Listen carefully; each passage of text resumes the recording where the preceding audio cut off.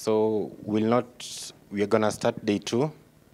I know the Nairobi traffic madness is keeping most of our guys away, but we'll start nonetheless. So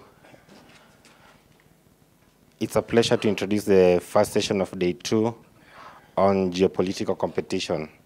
Sina, you can have the floor.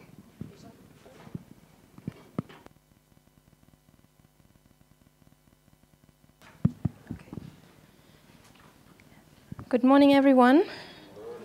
Habari ya asubuhi. Bonjour.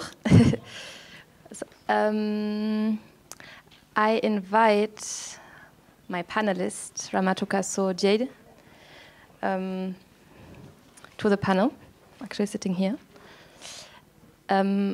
We have one speaker online, and we're still waiting for a third speaker, but I think it's a good way. It's a good thing to not to start too late. We have a bit of a intense program today with 2 panels and a wrap-up session. I'm very happy that we are starting the day with a topic that I personally like a lot, which is the geopolitical aspects of city diplomacy. This was at the beginning a bit the kickoff also of the whole reflection on organizing a conference on city diplomacy. As Elhanafy, the director of the Sub-Saharan Africa Center at Ifri, said yesterday, as a think tank specialized on international relations, this is a question we are very interested in. And I think talking about city diplomacy in Africa, it's a particularly important question since we are in a context of a very quickly changing geopolitical order. I think we've all participated in debates about the diversification of African countries' partnerships. Traditional recording in progress. Traditional partners, former colonial administrations are no longer the privileged partners, and new or also less new partners such as China, but also newer partners such as Turkey, Gulf states, and also Russia have an increasing role in different policy sectors, including the security sector in diverse African countries. I won't speak on behalf of my supervisor, Elhanafy, who is a specialist on security issues in the Sahel region, but we've also seen, especially in this region, changing diplomatic relationships. If we look at bilateral relationships in state-to-state policy, and especially the relationships with France, things are quickly changing. Diplomatic representations, embassies are closed in some countries, such as Niger, for example. Also Burkina Faso is difficult. So one question one may ask is, if you're talking about city diplomacy, to what extent cities and other subnational stakeholders, local governments, but also associations, regional networks can play a role? And I think also in some cases, and I'm very interested to hear about our speakers' experiences, where state-to-state and bilateral relations are disrupted, city-to-city or local government-to-local government relationships, including through international cooperation projects, still continue. So can they be complementary, for example? Can they replace, in some instances, state-to-state diplomacy? So these are questions that I would like to address with our speakers today. So I'm happy to introduce 3 of our speakers. I will introduce them as they start their presentation. So I will start with my colleague and also friend, Rahmatouca so Dieye, who's been part and parcel of the whole reflection that we've started at Ifri about city diplomacy. So Rahmatouca is currently political advisor at UCLG Africa, and she's in charge of one of the major events in city diplomacy, which is the Ifri, or Afri Cities, I think in English, conference, of which the last took place here in Kenya in 2022 in Kisumu on the role of secondary cities in in urban development.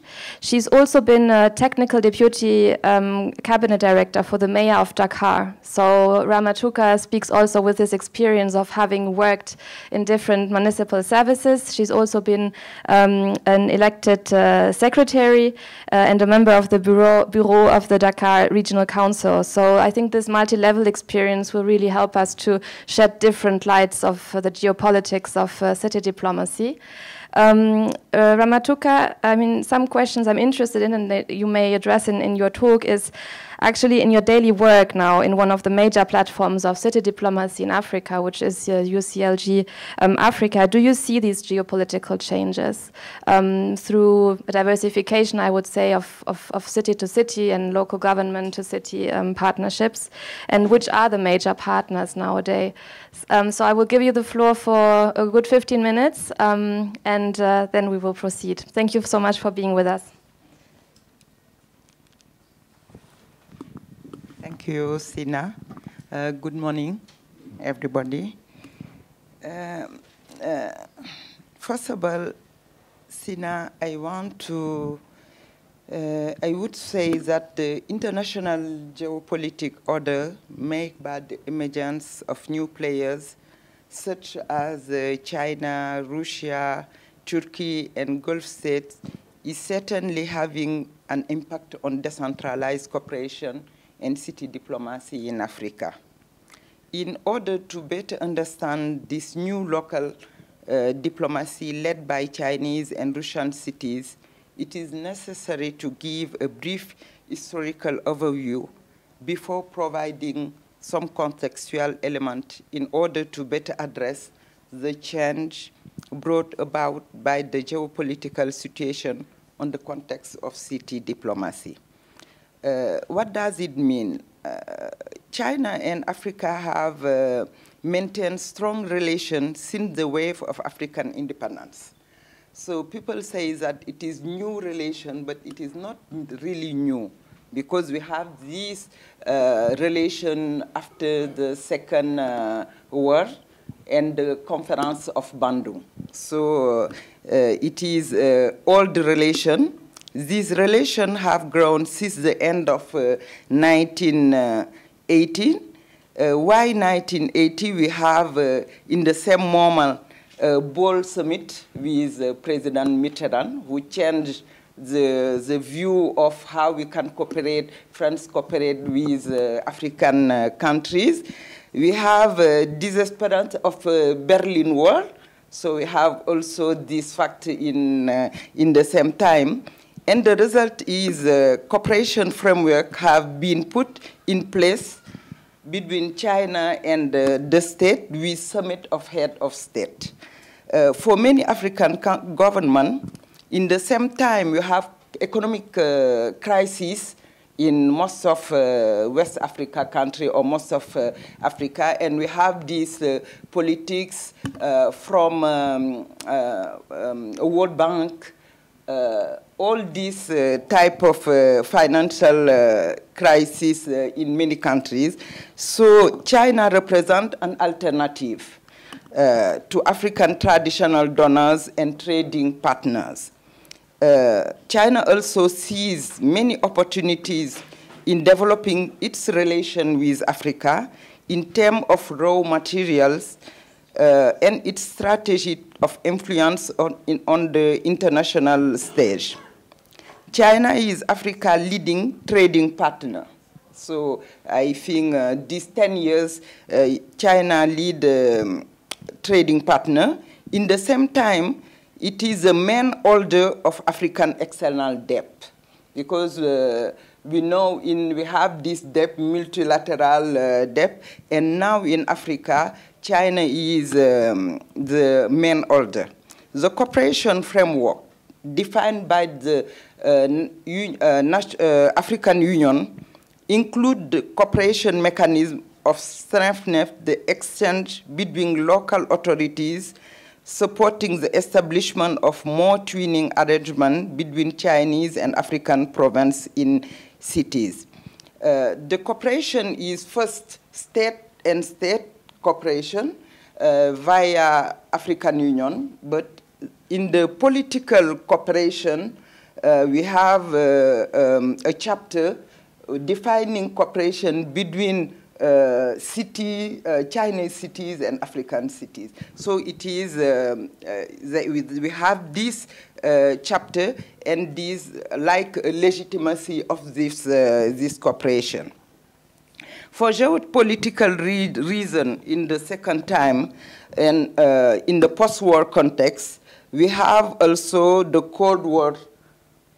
If I take the example of Russia, and Russia has sought to strengthen its influence through political and cultural cooperation with African countries. Today, the power struggle between Russia and the West, meaning Europe, in Africa is a new chapter in the rivalities between these two poles of power, which has intensified over the past year following the invasion or the war of Ukraine. What Russia wants in Africa is what Western countries want too: diplomatic influence over the economic and politics and the projection of their power and influence through enhanced military cooperation. China-Africa and Russia-Africa relations have been political first. We are in the same, I think, in the same way, and economic in the second part, so at the middle of 1918 years, for several years now. They have almost exclusively state-to-state cooperation. So it is not the same thing we have in the decentralized cooperation between the other cities in Europe and the cities in Africa. So this cooperation between Russia, Turkish, and also China, it is state. Even we have place with 4 cities, but it is this same doctrine guides the relation between Africa local authorities and Russian, Chinese, and Turkish counterparts. Everything goes through the strait. So it is the difference for the other cooperation. The role of UCLG Africa. Our first contact with what they call Chinese People Association for Friendship with Foreign Countries and UCLG Africa. The first meeting is in 1998 in Ifri City Summit in Marrakesh, Morocco. And it is tripartite meeting between Europe, China, and Africa, and UCLG, based on the example of French decentralized cooperation and the urban support strategy of French Development Agency. It is the first meeting we have, the first contact. And in 2012, the first China-Africa local government cooperation forum was held in Beijing. In the same time, we have the summit of head state.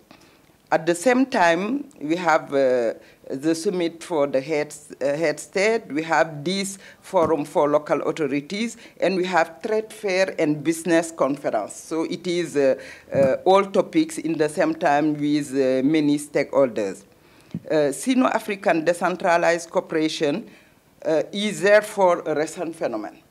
Is recent and has not yet found a politically relevant form outside the extension of Chinese policy of influence.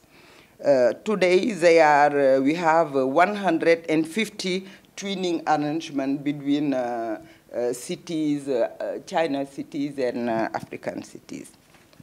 For Russia, we have the summit of Sochi in 2019 that relaunched the offer of Russia-Africa partnership to strengthen cultural cooperation between Russia and Africa. Re-establish all cultural links is part of Russia's soft power diplomacy in Africa. So for Russia, we have these political cooperation, state to state.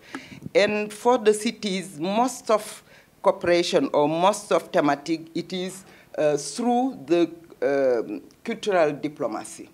Is different because it is, for China we have this economic, but for Russia it is more through the cultural way.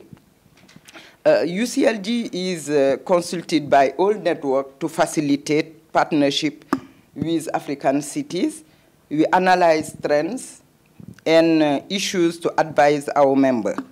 And for the other member of network of UCLG, we already signed MOU with Asia-Pacific section. We are working on MEWA section in Middle East and West Asia, so is Turkish, Jordania, Palestine. So we are working to have this, to sign this MOU.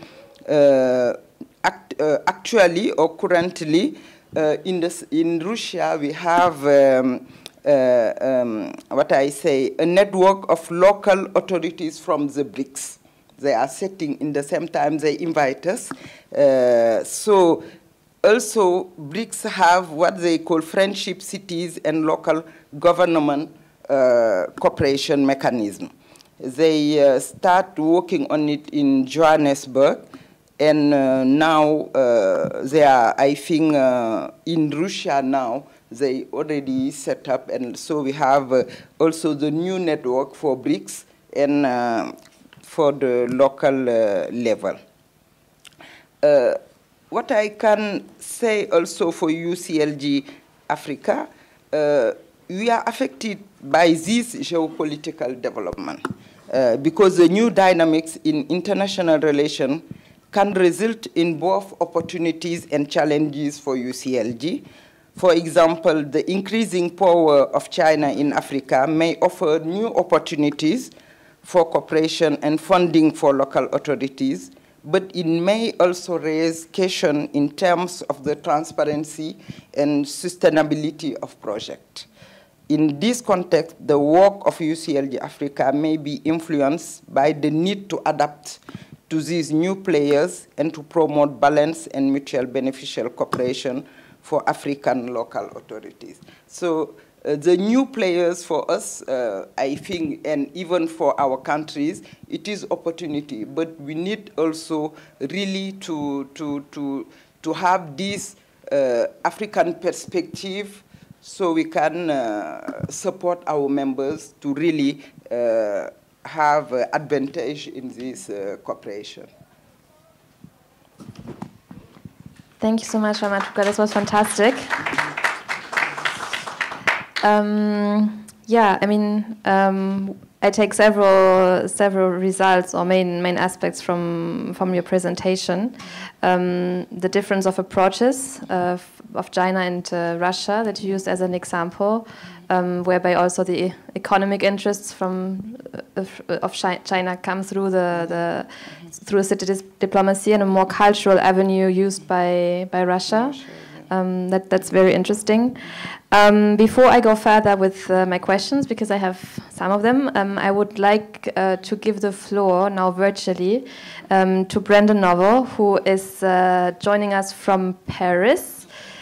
He's a PhD student at the University of Montreal, and I think he's traveling a lot between Montreal, Paris, and the Horn of Africa, where he is. He used to do his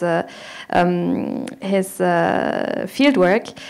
He is interested in security and foreign policy in the Horn of Africa, and looking specifically also in the role of subnational actors. And he's interested in a set of new partners, which are the United Arab Emirates, Djibouti, and Somaliland. He's done extensive work on Somalia, and so one of the questions I'm interested in, because he looks into how the subnational actors contribute actually to foreign policies, how they make their own foreign policies. So how do these approaches differ from national government policies, for example? So this is one of the questions I would like to ask Brendan, whom I am inviting to now open his mic and to share his screen. Yes, hello everyone, can you hear me well? Yes, we can. Thank you, so I'm going to share my screen.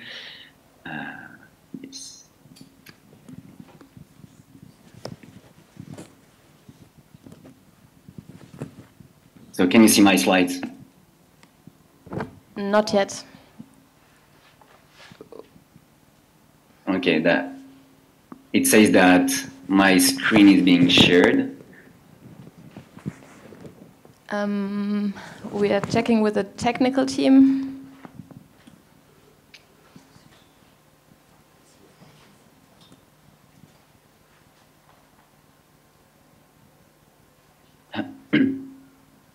Just give us a second, Brendan. Sorry for that. No worries.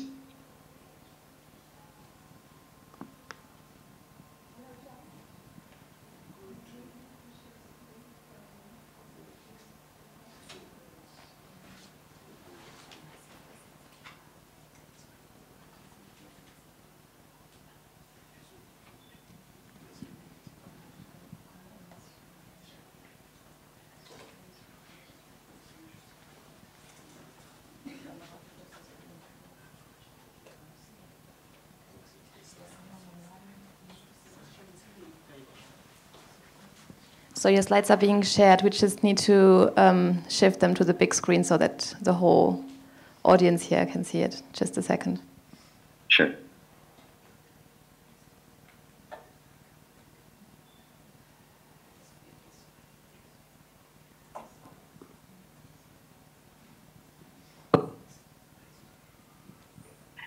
Here we go. It's okay, you can start. Thank you. So hello, everyone. I'm delighted to be here. I mean, far, but still here with you today. And I would like to thank Ifri again for the invitation to discuss this very fascinating and interesting topic. So in my presentation, I'm going to look at why, to answer your questions, I'm going to look at why and how the interest of foreign powers in Somalia can contribute actually to undermine the political construction of the Somali state. What we've seen since the transitional federal government was set up in Somalia in 2004, and even more so since the establishment of the federal government of Somalia and the adoption of the provisional constitution in 2012, what we've seen is a federal process moving forward with regional administrations set up, and as a consequence of this, tensions have increased over the distribution of power. And in this context, the foreign policy competency is a major stumbling block. The federal member states and the federal government do not agree on this subject. The federal member states would like some more room for maneuver on foreign policy, which the central government has been trying to limit. So in this presentation, I will look at this issue at three different levels. First, the domestic tensions within Somalia on foreign policy. Two, the increase of these tensions due to regional dynamics. And three, the increase of these tensions due to extra-regional international dynamics. So at first, all the federal member states conduct their own foreign policies to a greater or lesser extent. They all have ministers in charge of international cooperation, also local leaders and other officials regularly meet with international donors and partners in Somalia. And their presidents and officials also regularly travel abroad without the necessary approval from Mogadishu. And they travel particularly to, we'll get back to this point, to Kenya and Ethiopia for mainly for defense and security issues, as we shall see, as well as the UAE, a case also we will get back to later in the presentation. So some federal member states even have legalized and constitutionalized certain prerogatives that come under the foreign policy umbrella. In fact, this is particularly the case in Puntland and Jubaland, historically the two most autonomous federal member states. According to their constitutions, to the constitutions of these two states, the parliaments of Puntland and Jubaland have the power to ratify international agreements and treaties, which is actually not the case for the other in the other constitutions of the other federal member states. In Puntland, the president can even negotiate and sign international treaties, and in fact, to justify these foreign policy prerogatives, the federal member states rely on Article 53 of the Federal Provisional Constitution that says, in the spirit of intergovernmental cooperation, the federal government shall consult the federal member states on negotiations relating to foreign aid, trade treaties, and other major issues related to international agreements, etc., etc.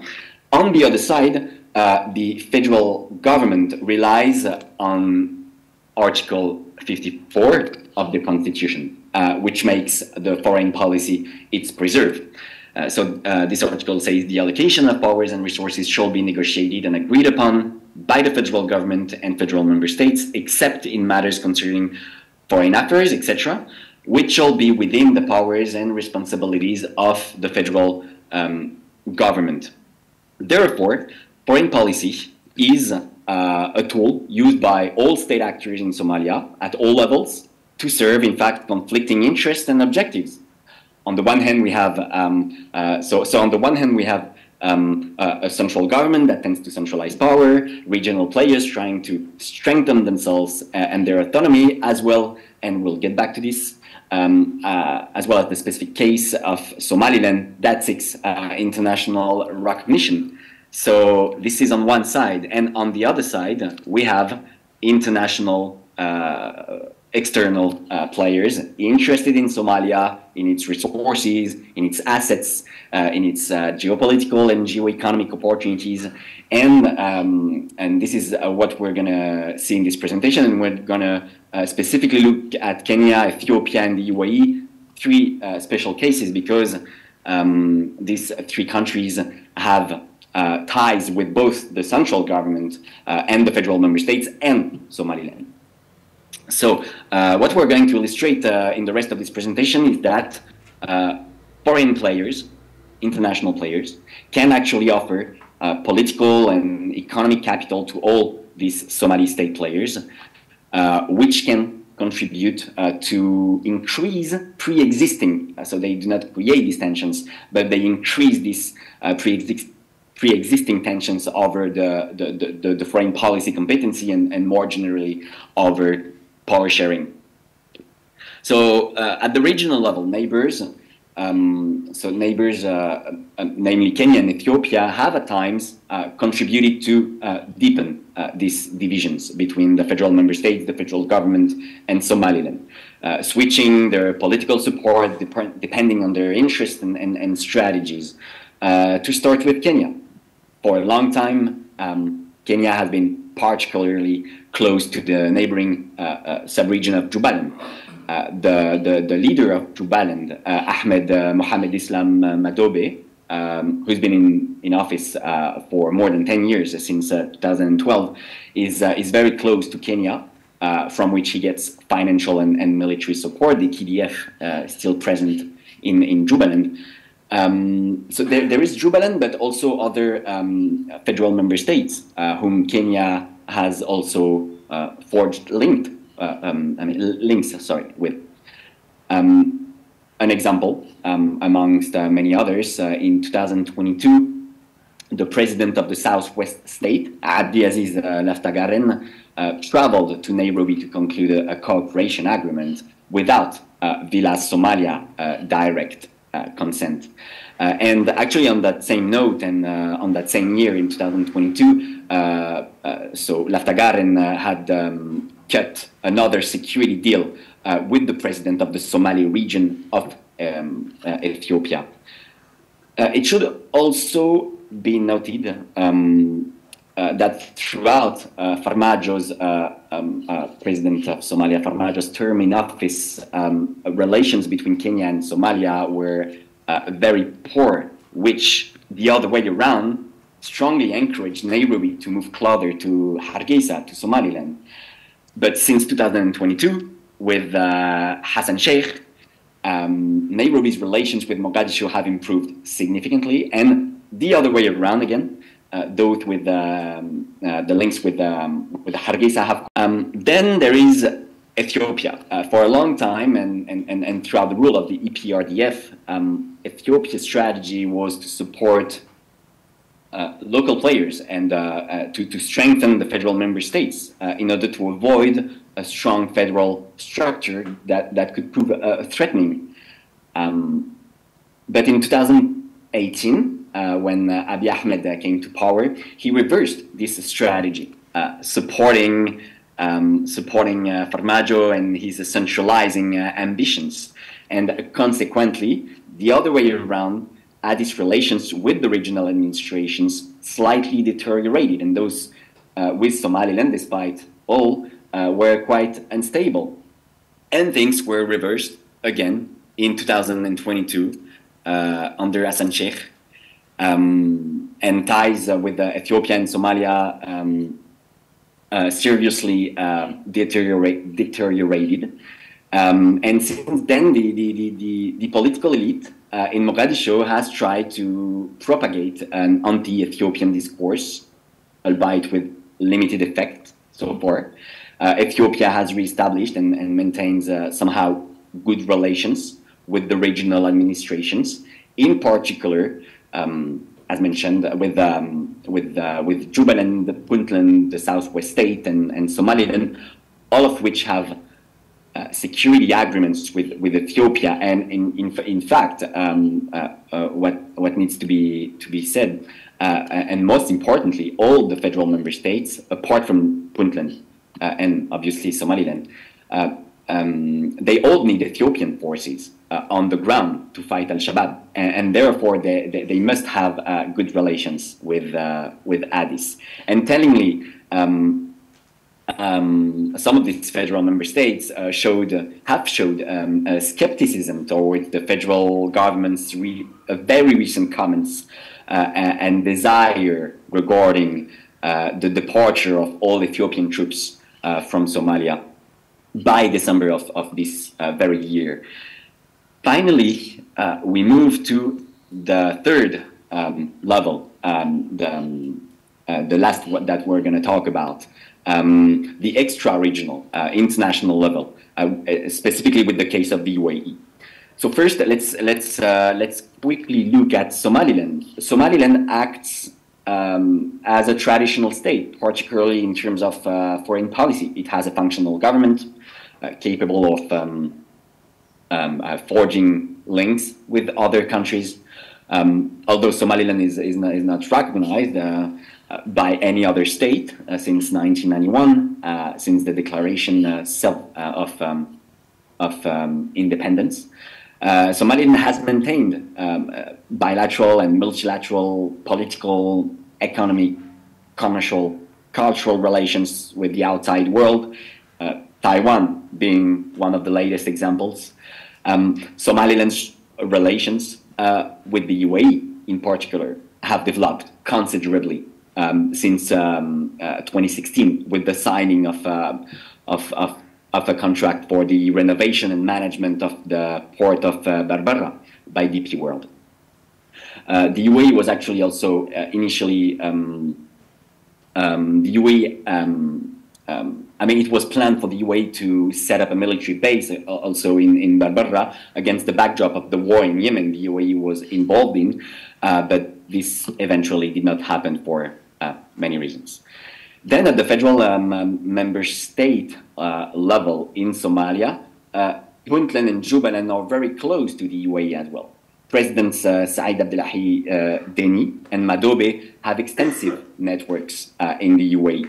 In fact, before the presidency of Deni, Abdiwali Mohammed Ali Gas, president of Puntland between 2014 and 2019, Gas granted P&O Ports, a subsidiary of DP World, a 30-year concession to develop and manage the port of Bosaso. And before that, in 2010, the Puntland Maritime Police Force was indirectly established by the UAE and is still today founded by the UAE.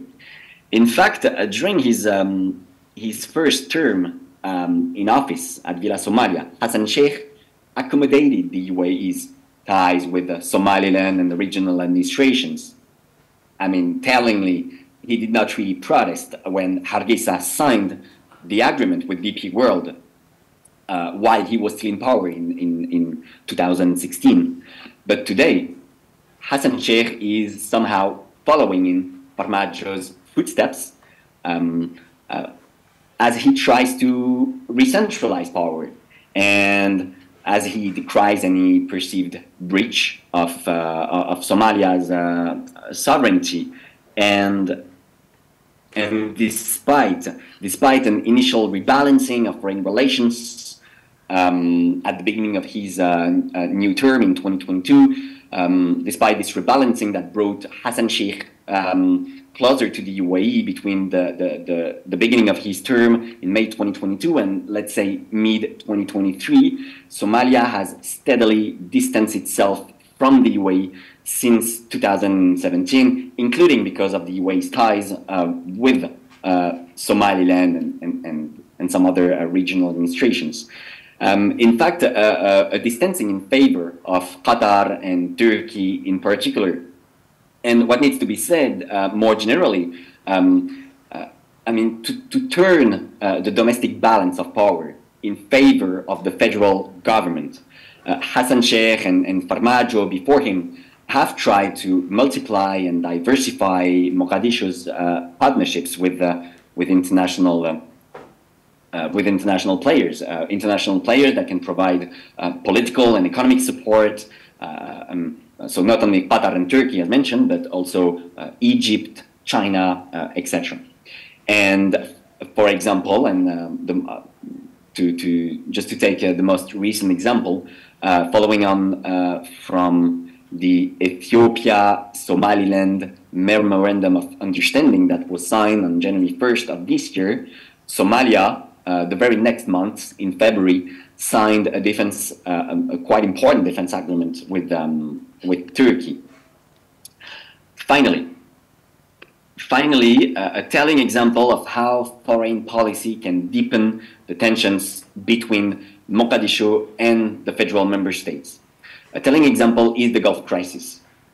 This crisis fueled the domestic tensions because actually all the federal member states, apart from Jubaland, even though Jubaland is close to the UAE, they all officially sided with the self-proclaimed anti-terror quartet, a quartet that brought together Saudi, the UAE, Bahrain, Egypt against Qatar. They all actually stood together against Mogadishu's neutral and or pro-Qatar stance that according to them, was not based on national interest, but instead on Farmajo's proximity with Qatar and also on Qatar's role in Farmajo's election in 2017. So actually based on the constitutional elements that I described earlier, the federal member states, they all decried a lack of consultations from Mogadishu on this issue. They all boosted the strategic, economic and political partnerships of Somalia with Saudi and the UAE, the historical ties with these two countries, etc. And actually, amid these agreements, the federal government, so that was under Farmajo, tried to meddle in the domestic affairs of the federal member states and tried to push for impeachments, for non-confidence votes against the leaders of the federal member states, eventually successfully in Irshadel and unsuccessfully in Galmudug, for reasons that I'm not going to have to take the time to explain. And shortly after these positions, I mean the release of these statements against the official position of Mogadishu. Shortly after that, in October 2017, the presidents of the 5 regions held a 4-day meeting in Kismayo in Jubaland, during which they called on the central government to to make proper consultations with them. A direct reference to the constitutional debate I mentioned, and a direct reference to the Gulf crisis. So, in conclusion, and I think I'm going to be almost within the 15 minutes. In conclusion, the domestic tensions over the foreign policy competency worsened by some foreign players has two direct consequences, as we saw. One, they contribute to weaken the federal state-building process. Two, these tensions actually contribute to jeopardizing the fight against Al-Shabaab that requires close cooperation between Mogadishu and the autonomous administrations. Because we know that Al-Shabaab systematically exploits these divisions to gain ground. And that's all on my side.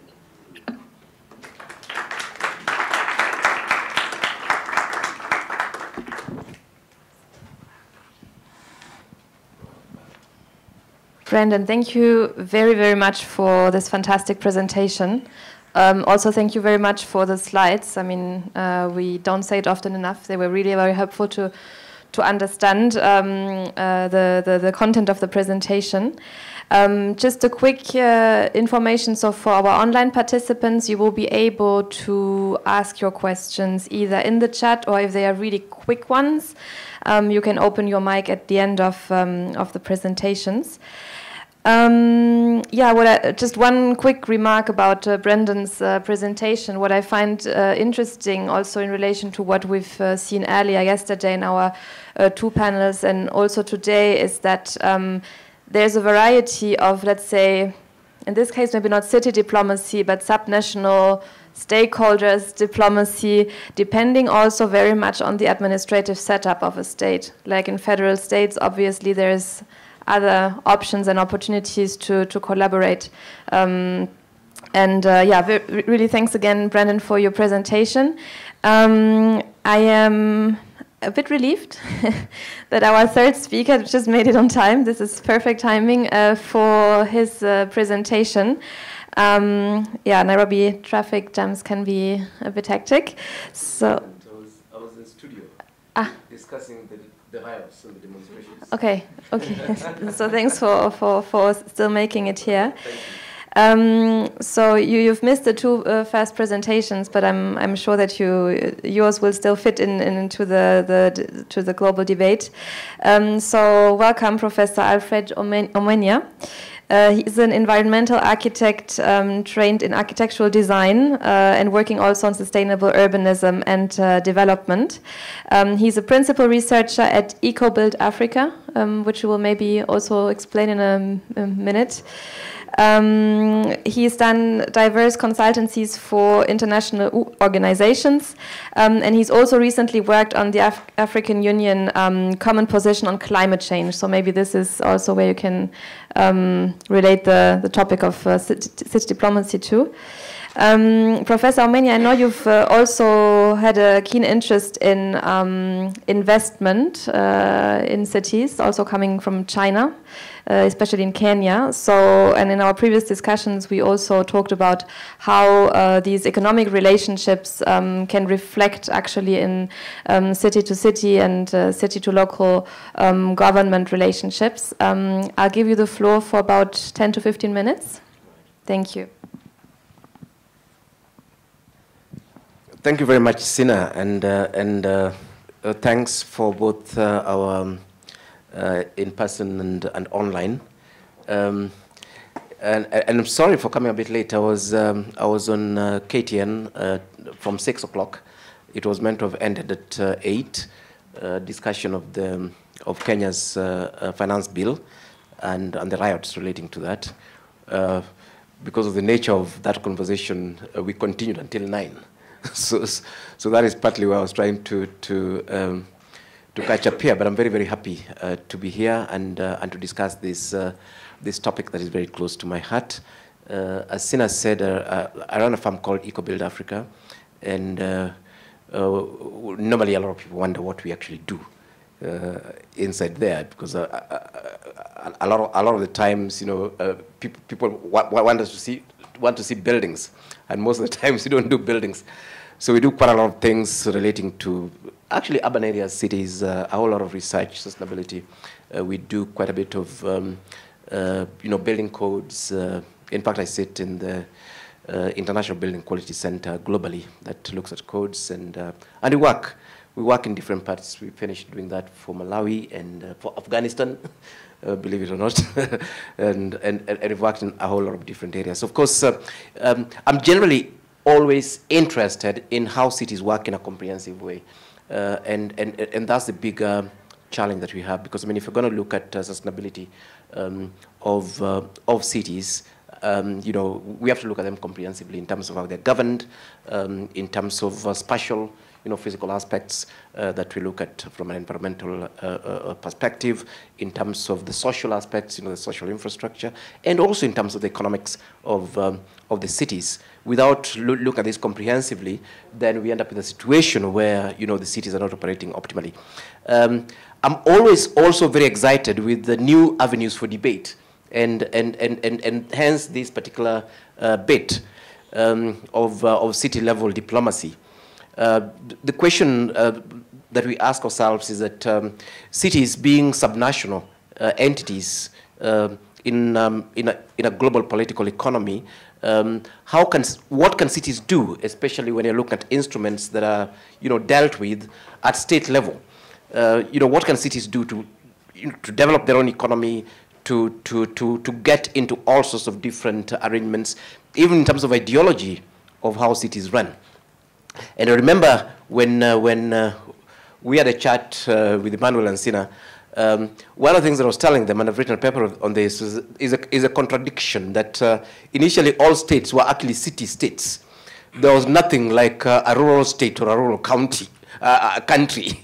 You basically just had rural people, and then you actually had city-states. So the idea of citizenship was linked to the city. And as such, citizens of a city then took charge of their whole, developments and so on, and could negotiate with other cities globally. Of course, we know, for example, about the World Expos that used to shift from city to city. This used to be negotiated among cities, and those are the biggest expos that you had globally. That is what gave us the Tower of Eiffel. That is what gave us the first thing we called the skyscraper in the Chicago Expo.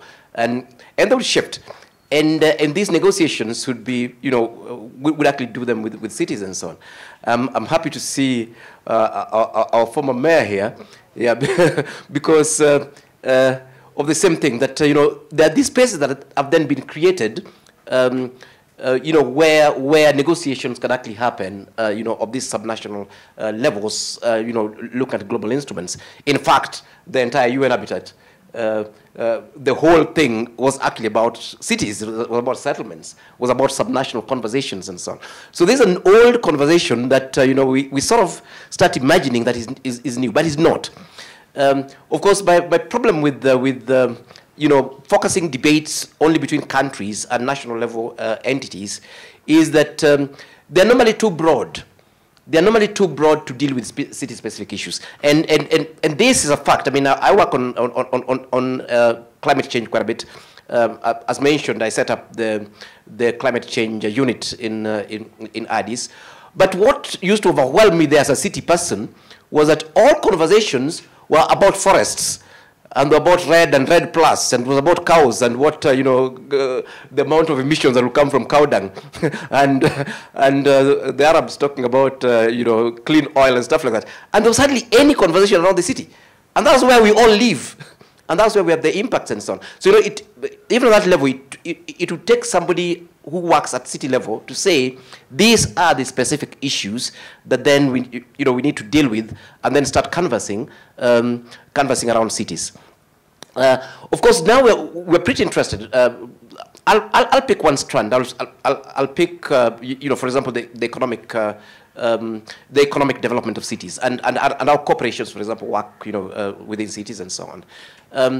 The question is, to what extent are these driven by national level politics and national level policies? The truth of the matter is that corporations actually operate city to city. they've got the different investments, there's the location of stock markets. They decide whether they want to invest in this city and the city.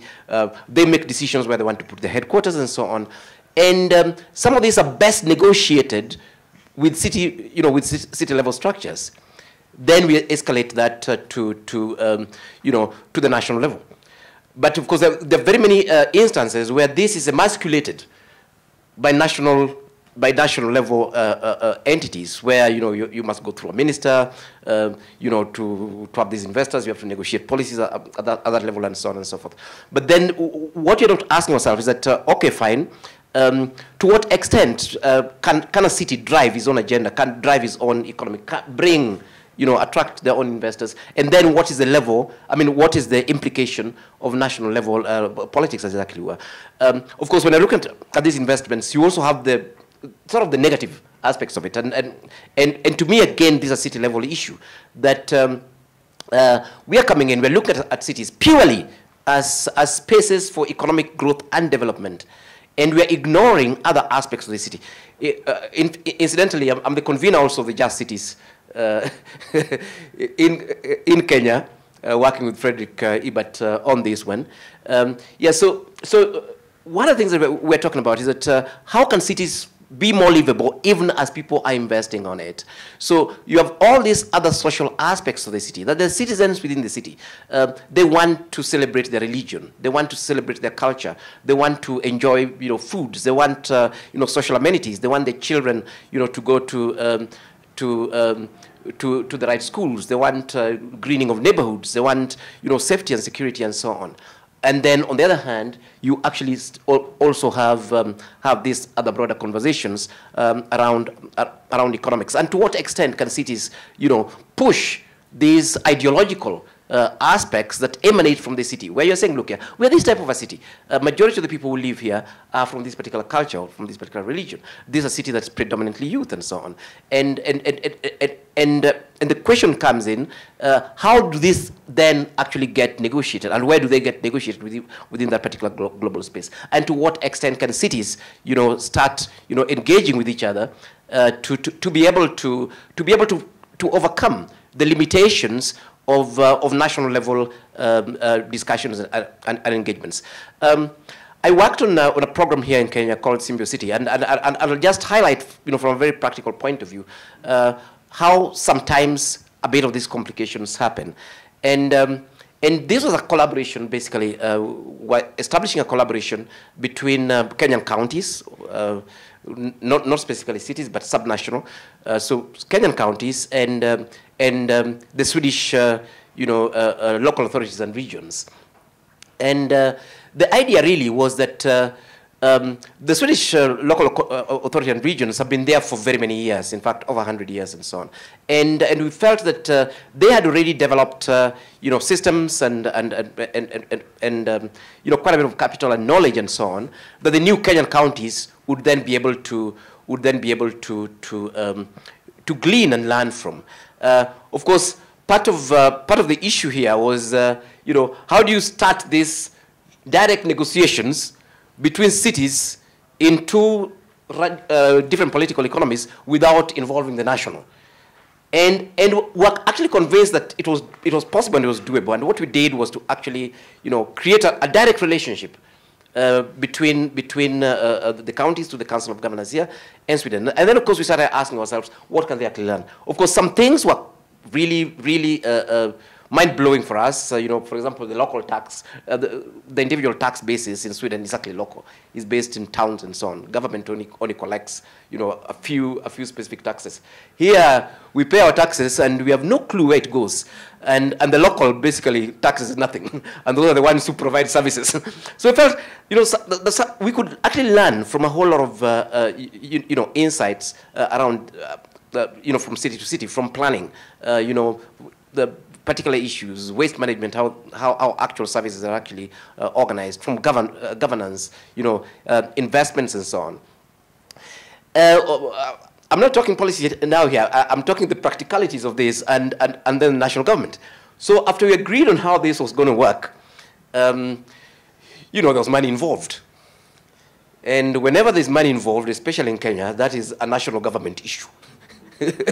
National government is the one that takes money. Then the local entities, just implement without money. So we explain to these people that, look here, what you're thinking through is we're having this particular program, we will do 1, 2, 3, 4 things, but we don't want this money to go to a minister or ministry. And here we are sort of negotiating with Treasury, using non-existent policy frameworks so that money could go directly to the local authorities and so on. And then, of course, we went back, look at this thing from first principles, and so on and so forth. Eventually, the very conservative national government said that, okay, fine, what we'll do, we'll create a dedicated account signed by the governors, co-signed by the governors and the minister, but then they can actually transfer that money to their own accounts and actually run it. But the point was that, we didn't have frameworks and under all these hurdles and so on. But meanwhile, we have conversations happening between cities to cities, between countries to countries. Between local authority to local authority, local authority to regions, and so on. Of course, sometimes when it's the more primate regions, sometimes they reflect national level conversations. Sometimes they don't actually. And in between here, we have a couple of issues. On one hand, we're asking ourselves, how can these things happen more? Because, cities need to learn from each other. Cities need to attract investments from each other. Cities need to market themselves and so on, without actually having this barrier, of national level things. Of course, what is being discussed will be aligned generally with national level policies and so on. And to come to this, I did an actual study that was part of my doctoral work, and I was looking at Johannesburg and Nairobi. And it's quite interesting when you start looking at, I was looking at 6 different items there, things like communication, things like, private sector investments, flow of cash capital and things like that, knowledge exchange and stuff. What is interesting is that you find that actually cities already have a lot going on between them just because of the nature of businesses and people that we don't recognize. A lot of people, again, like where I started, when fellows are coming here to invest, it's not like they've read some good national government policy. They have actually come and, looked at the city and felt that this is a place worth investing because these guys have already planned. There are very good plans in this particular place. There are provisions for investment in particular areas. The logistics, make sense and so on. They don't come and say, oh, I like what, the Kenyan president is saying, so I'll come and bring in money. No. Normally, it's because it does actually make sense at this very, very localized level to actually do that. But then on the other hand, one of the challenges that I was actually having was that how do we then elevate, how do we learn from this? How can we, for example, study these sort of relationships and so on? And one of the things that I was looking at was basically the actor network theory and how we can actually use it to understand cities better. And you see, what that framework enables us to do is that it removes the physical political boundaries, and it starts focusing on entities themselves and whatever they do. And that's pretty interesting because you could literally track groups. You could say, oh, interesting, we have a concentration of corporations in this city. Why? Or you can even study shifts. You're saying, oh, it's interesting. It seems like, in the last 10 years, corporations have sort of shifted from Johannesburg to Lagos, and now they're coming to Nairobi, or they're going to Egypt and so on. But this is because of the actual direct correlation between individuals and legal entities, and how they operate within the global space, and basically how they shift. And the whole idea behind this was that we need to start recognizing that both individuals, I could be going to a city because my sister lives there. That's a direct relationship. We could be investing in a city because our corporation has had a presence there, for many years, or a sister organization, or it's strategic for us to look at that. And what I'm saying is that by studying these sort of relationships between corporations, relationships between individuals, and how they operate within the global space, without the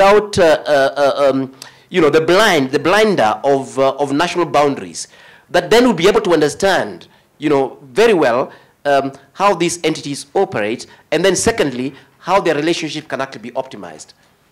Then after that, we can bring the barriers, because what I like with national governments is that, you know, they tell you there's something called a passport, there's something called a border, and so on. So you must relate only in a particular way. On a light note, at some point, you know, we are on the verge, you know, theoretical possibility of having the same president in Uganda and Kenya, because our vice president, the brother, was also a minister in Uganda's government. They're split by this boundary, but for them, they're just a family living in the same place. But others are told, no, you're Ugandans, others are told that you're Kenyans. That's sometimes how ridiculous, you know, these boundaries and barriers actually become. But I think that is how now relationship between cities and what cities do and the commonalities and the traits and attributes, you know, need to be looked at, and then we're able to bring that onto the bigger political economic conversations and diplomacies and so on, to start asking ourselves, how can actually these relationships happen better? And like I've said, some of they're positive for our lives as citizens of a city. They are good for corporations and the way corporations do things and so on. But they are normally unrecognized when we start, you know, negotiating at, you know, country level political economy. Yeah, so for me, that's just the message in terms of urban level diplomacy, that we need to actually realize that the world is already running like that. The world is already running at some level as though there are no boundaries. But on the other hand, we neither have you know, global policy spaces that recognize this and elevates this really at you know, inter-country political economy, and even at the level of individuals. We behave as though, you know, I'm confined by what happens in Kenya, and I'm not. That's just the reality, regardless of what barriers that you know, that are actually put in place. And of course, these are the issues. What tools do local governments have, you know, to initiate these conversations, to start negotiating things, to start removing some of these barriers at national level, to start negotiating instruments at national level that then can actually, you know, enforce and even invigorate, you know, urban to urban, city to city, you know, type development that we actually do need. Thank you very much, Sina. Thank you very much. I will now proceed with a Q&A session, which I would like to kick off. Thank you, Professor, for this very interesting presentation, and also to bring in the question of the tensions and that can be there between subnational entities, counties, and the national government. I think this is a question that we've been discussing in the past 24 hours. I think it's also important to really reflect on what kind of methodology we can use to do research on city diplomacy. So I think the network analysis is interesting, and also reminds me of Professor Onditi's presentation yesterday, who uses similar tools. So I think it's a good thing to know that there's pools of or toolboxes actually that can help study city to city and subnational to subnational entity relationships. For the questions, I would like to start with Rahmatouca. So Dieye, there's something that hit me when you talked about the historical evolution, so to speak, between different regions, China, in Asia, China, Europe, and African city diplomacy. You mentioned, I think, the first Ifri cities conference in the 80s. I don't remember exactly which year, but where the French decentralized cooperation, I don't know if this is the exact translation, but was used as a model. So maybe you can get back to this, and because then you also discussed later how UCLG is now also getting prepared for other models of city diplomacy with other partners. So how does this maybe how is this related also to the foundation of the work in the 80s?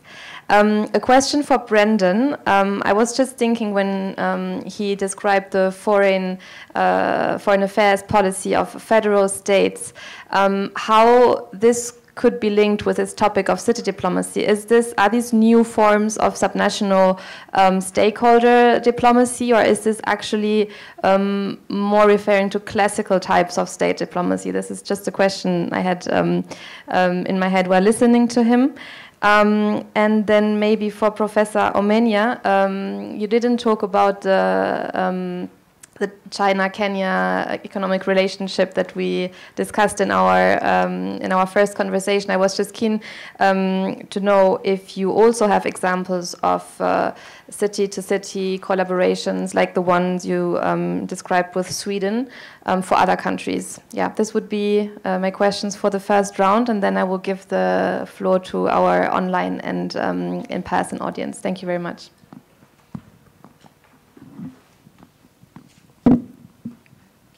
Thank you, Sina. I think that even we have new players in Africa, the cooperation between cities in Africa and cities in Europe, yes, is what I say, it is the most important. Even now, we have this incursion of China, Turkish, and now for Southern cities who start discussing with us. So we have the cities of Moyen-Orient, yes, who start discussing with us. So we think that we have to advantage to compare inconvenience and advantage in this cooperation. Africa and Europe, African and Europe cities. It is why when we start discussing with Chinese city, we have this participation of Europe to share what we are doing with Europe and how we can build tripartite cooperation. But in the fact, even some African cities and China cities want B2B or direct contact with Africa without Europe. So, but we think that in the way we are working with China's city, we work on peer learning. And we do it with European cities. We share technical issues, urban planning, and this technical, and we are doing the same thing with Europe. So we think that we have some similarity, and perhaps just in economic view, we have a difference. I want to also talk about cooperation between cities in Africa, because we are talking about the other players, but what happened in Africa?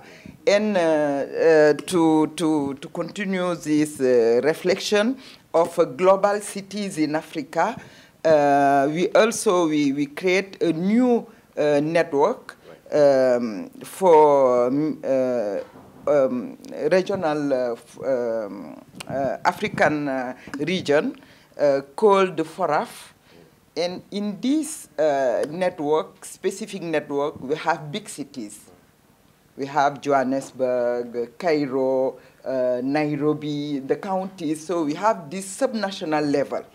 So we start working with these, because we think that for economic issues, we need really to address it in this big, because they are global cities.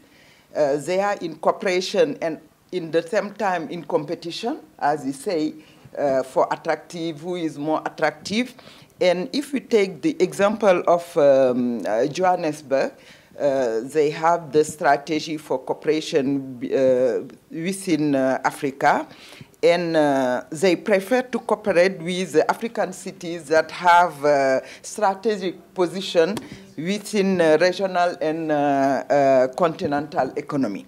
So I think that these cities, these kind of cities play a role in corridors, because we have this, we have ZLECAf now. We are working on integration, economic integration, and also competition, as you say, when partners come or companies in the city, even they are coming, bringing by the, what I say, the national level, but the most things they take in consideration, it is the way of life in the city, the connectivity on the cities, the, what I say, the legal framework, and so on and so on. So I think the reflection in these global cities in Africa must structure what we want in the Africa we want, in the agenda of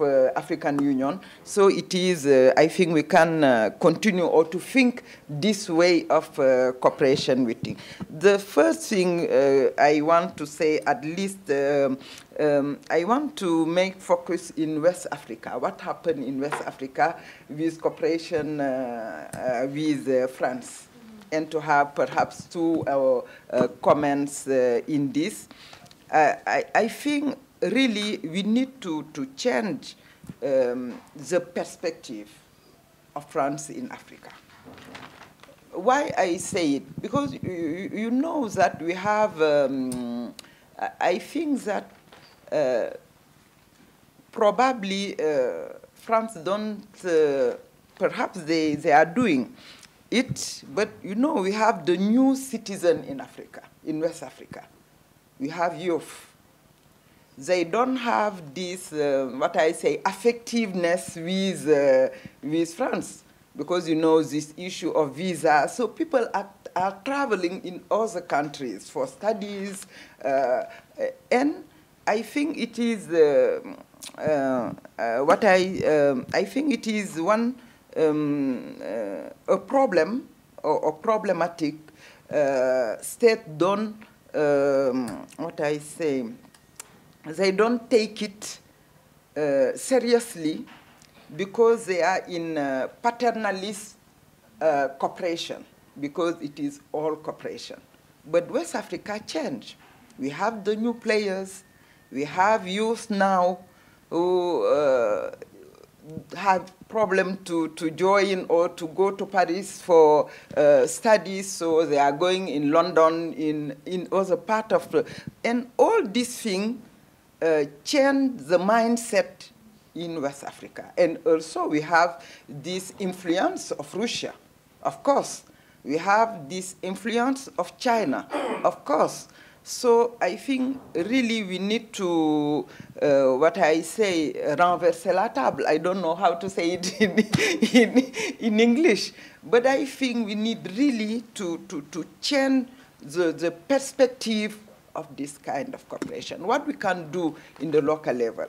And I think the local diplomacy or the city diplomacy is a key, it is a way, perhaps a solution to reconnect states in West Africa, because most of them are in the same network.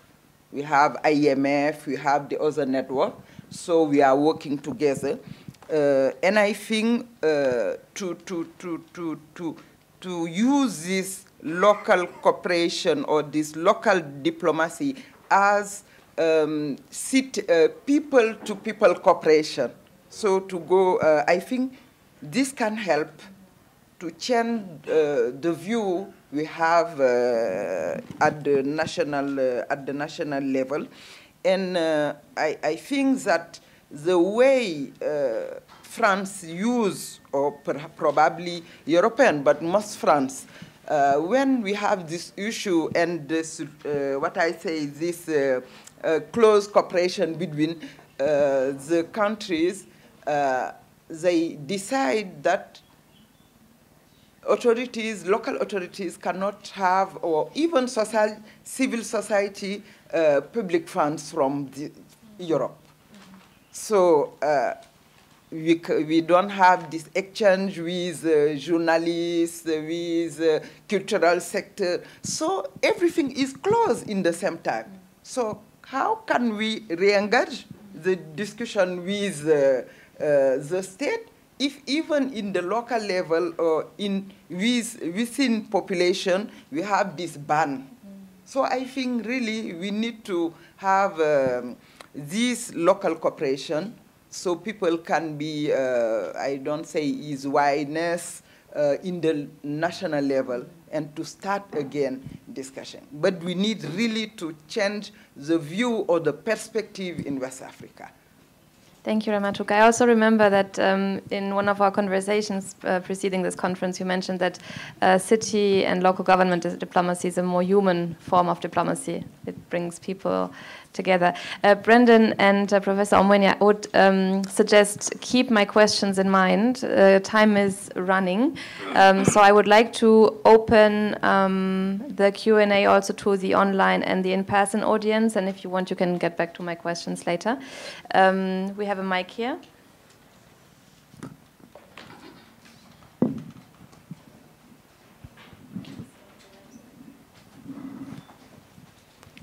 Yes, I'll keep it short. Mine is just to thank you for this interesting conversation. And my question is, we have all these joint kind of cooperation between cities that come up with pacts or covenants, an agreement, a kind of agreement among different cities. I'll give 2 examples. One, the Milan Food Pact that deals with cities addressing issues of food. Then there's I think there's a climate covenant on climate change. So from your experience, Madam, what is the effectiveness of this kind of agreements, pacts in bringing change in cities? Thank you. Thank you, Jackson. So we have Lorenzo here. Then I saw one question behind, and we will continue here. Thank you very much for this very interesting and thought-provoking panel. I just wanted to ask to Ms. So a question about the impact of this enlargement of city-to-city partnership to new actors on the advocacy of African cities in international fora, such as those devoted to climate change, migration, and inequalities. Thank you. Thanks, Lorenzo.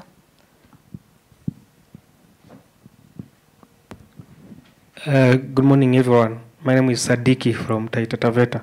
I think for me, I thank the presentation. They are fantastic. But for me, I wanted Mr. Brendan to help us break it down. Because all this, what we are doing, boils down to sometimes poor leadership, sometimes unnecessary bureaucracy, sometimes lack of political goodwill. Now, if all this comes in play, what kind of mitigation frameworks or strategies can we come up with so that what we are doing cannot be eroded with this kind of poor leadership, bureaucracy, and lack of good political goodwill? Thank you. This is to build the bridge between research and action. There has been one question by Mr. Mayer. We can close the first round. There will be a second one. Yeah, mine will be 3 questions. One to Professor Mena, and the other one to Madam, and the other one is to Brendan. Now, in the Brendan, he made a presentation on the Somali issue. Now, what can the Ifri city, what can the city diplomacy do? Because this has been a continuous crisis in Somalia, and all the countries, most of the international countries, the UN and America and the British and even the neighboring countries, Kenya, have really tried to minimize or to make sure that we don't continue with that kind of a crisis. What effect will the city diplomacy in Africa play? Coming back to Pro, you mentioned about the border. And I think it was about a year ago when, I think it should be in the manifesto of the president, he said that Africa, we should not have borders now. We should not have visas. It has to be an open border. Now, don't you think that would have been the prerogative of the city diplomacy, like you said, that the mayors and the county and the local authority should have come up with this kind of a proposal, as opposed to really waiting for the national government now to come and say, these are the things that we want to be done for the city to city, because opening up the borders, definitely it is for the benefit of the city to city cooperation.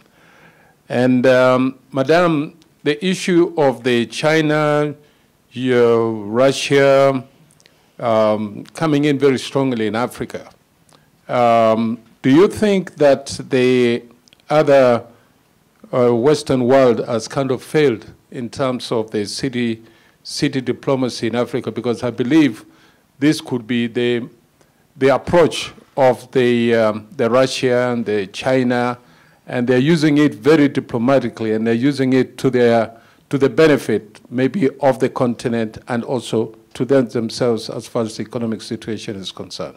So I just want to know your views on that. Thank you. Thank you for all your questions. I'd like to give the floor to Brendan. You've got 2 questions, I think, and then Professor Omwenya and Rahmatouca. Sure. To answer your first question on whether subnational diplomacy is a new form of diplomacy or more of a classical type of state diplomacy, I would say this is not a new form of diplomacy, but more of a classical form, but it's just more or less institutionalized, legalized. And we have different levels. We have the level of Somaliland, where we have a full classical type of state diplomacy. I mean, Somaliland has diplomatic representations abroad in a certain number of countries and vice versa. And as I mentioned, all the political, economic, cultural links developed over the past 35 years. At the federal member state level, we have different degrees also of institutionalization and autonomy of diplomacy. I mean, we have the case of Puntland, as I mentioned, that has a state or subnational diplomacy a lot more developed than the others, and it's more of a classical type of diplomacy. It's not just economic; it's also on defense, as I mentioned, with the Puntland Maritime Police Force set up more than almost 15 years ago with the UAE, independently from Mogadishu, and we have a lesser degree of institutionalization of diplomacy with the other federal member states.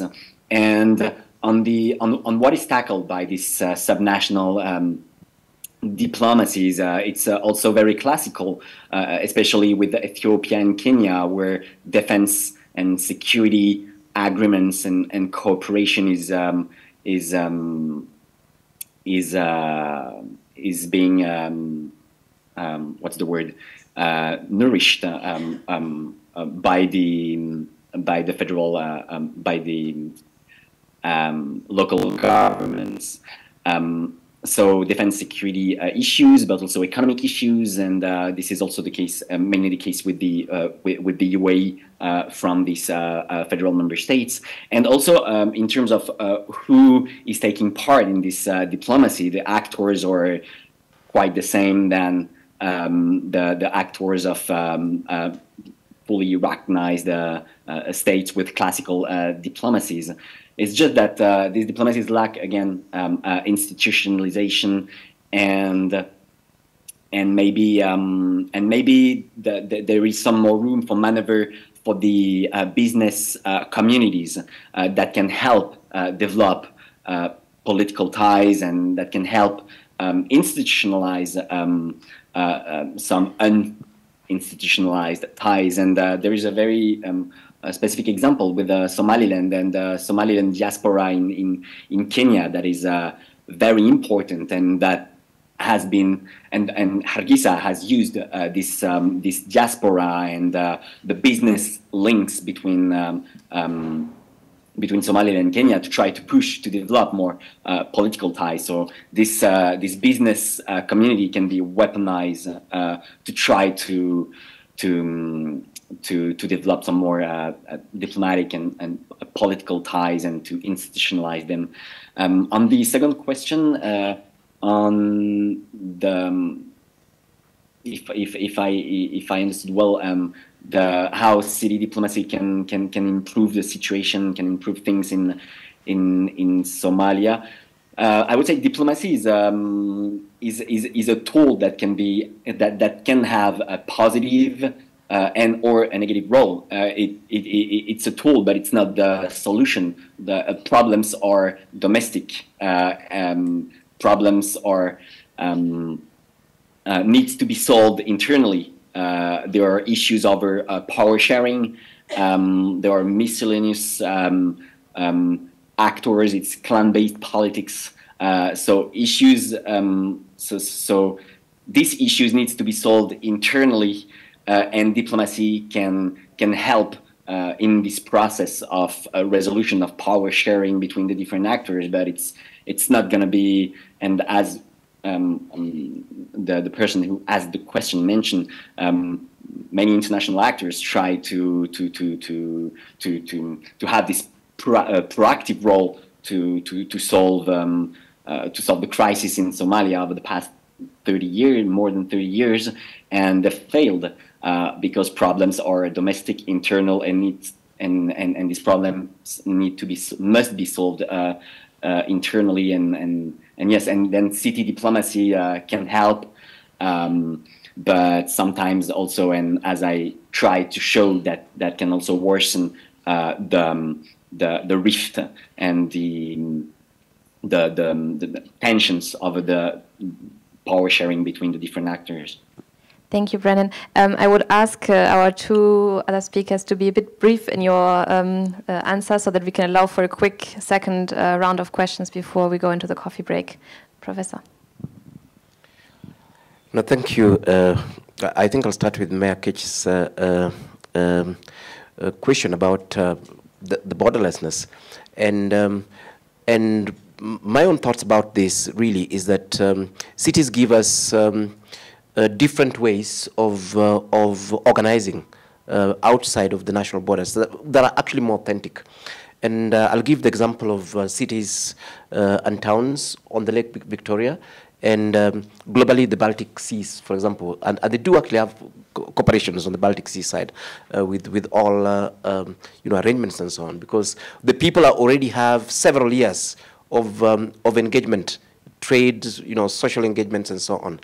But then you come in and in the Kenyan situation, in the East African situation, we have Kisumu, which is a city on the Kenyan side, and is closest. People think that Nairobi is closer to Kisumu than Kampala. Kampala is actually closer to Kisumu than Nairobi. And if you look at the other towns like Entebbe and Jinja, basically they would be the same region, but those are in a different country. And then across on the other side, we have Mwanza in Tanzania. So you find that these cities and towns, despite the fact that they have a lot in common, the economic bases are the same. The climate change that we are discussing here, they basically have the same climate. They've got the same ecosystem, being the Lake Victoria bait. But then you find that decisions are being made about how Kenya relates with Uganda and how it relates with Tanzania, sometimes to the detriment of already existing natural relationships, between cities and towns. And sometimes some of this is quite ridiculous. We also have cities at the border. A good example is a Kenyan one, another diplomacy issue. I was working in the north, in Mandera, and Mandera is a city that sits between Somali, Kenya, and Ethiopia. And just to take 1 second, on a light note, we met this guy who actually had families in all the three. But meanwhile, Kenya, yes, and he could see them over lunch hour, all the three, because it's walking distance. It's a very small town. But meanwhile, Kenya has closed the border, with Ethiopia, with Somali at that political economy level. On the ground, people are just crossing, really. But what they're doing is an illegality. Yeah, so I still think the idea of borderlessness, basically, and visa-free travels, I think it is the cities that can actually demonstrate to national governments that sometimes some of those barriers are totally unrealistic. And we do have quite a bit of information. In fact, UN Habitat has been doing quite a lot of work on the city regions.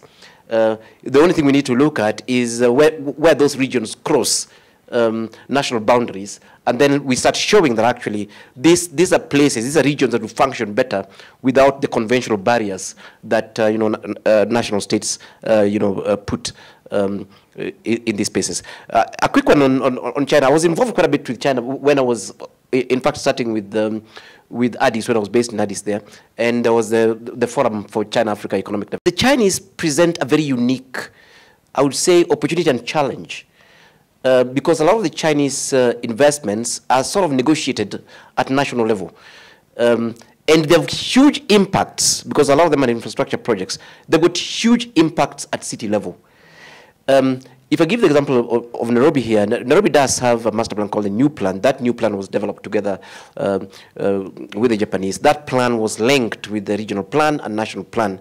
And two governments away, when we had President Kibaki, what the president did then was to look at that plan and then implement it. It was actually a county level plan, a city level plan, and those big infrastructure, in terms of bypasses, local roads, and so on, and those were drawn directly from the city plan. So we were seeing a bit of harmony there, but it was more the president having goodwill. It was not necessarily that the government had recognized the city level instruments, as being very critical. And I'll land my point very, very quickly. Now we end up with the expressway, which we use around, and that expressway was not in the new plan. It didn't exist. But national level then goes to negotiate this at that particular level, then is imposed on the city. Yeah. While on the other hand, we've seen relationship with the Japanese, for example. Even the road near here was done with Japanese funds, and you could see that although that investment was negotiated at national level, they were working quite intimately with city level plans. So this is the big distortion that we actually have. That I think generally China is not particularly good at understanding the nuances and the textures and the instruments that are already available at city level and then aligning. They tend to work better, just with national level government. Sometimes the investment work, but sometimes they actually even distort, the intentions of the city. I actually did. This is something I took quite personally. At a conversation with the president and cabinet, the current president and cabinet, in early December, and one of my concerns, which was a personal concern, was the fact that we've ignored planning and plans as the way of integrating how investments happen within space, both at national level and at urban level. To use an illustration, actually, the same president I was talking about, Mike Kibaki, had the National Spatial Plan, and then he linked those things. In fact, all the counties were then to develop their urban county plans and urban plans out of that. We put it in our law that our planning had to be integrated, all the way from national to the local. And in that way, you see, when national government, when the president is negotiating, some big investment outside there with the Chinese or whoever, you'll be negotiating this within a framework that then ensures harmonious coexistence between these two. But what we see is actually emasculation of the urban level in Kenya, even at the county level. The president was in the US the other day. How many governors did he go with? But meanwhile, investments were being discussed that would be put in very specific spaces of these particular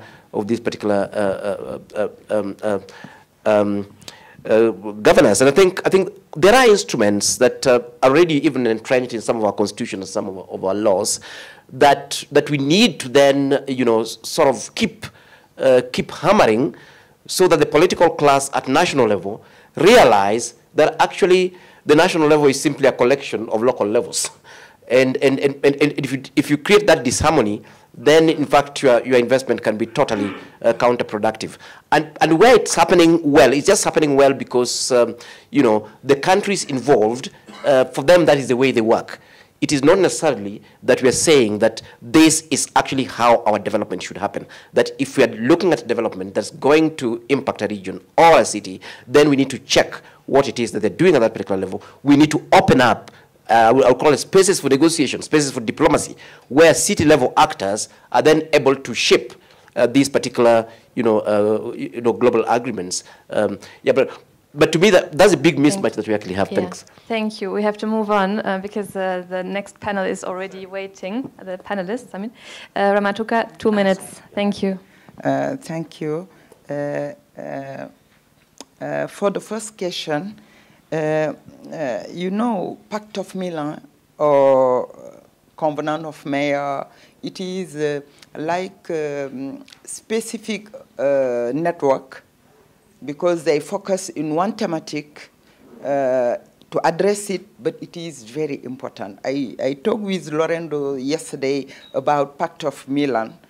It is, for me, as working in the Dakar city, I think, I know that they have very impact. We have impact in poor families, and we have 5,000 family who live with project of urban, how I can call it, agriculture, urban agriculture or peripheral agriculture. And we have it with Pact of Milan. So it is important, and this specific network help us in the multilateralism advocacy. So I think we can continue to discuss, but it is very important and they have effect in the population, and is very, I think we need to keep it and to continue in this way to address specific thing. For global cities, I think Professor already addressed something, some issues in these global cities. But I think we need really, as we are discussing with academic groups and researchers, to very open these studies around these global cities in Africa, to talk around this trans-border cooperation, because we have in our borders in West Africa, we have market, and yesterday I think Omar talked about these issues. So they are very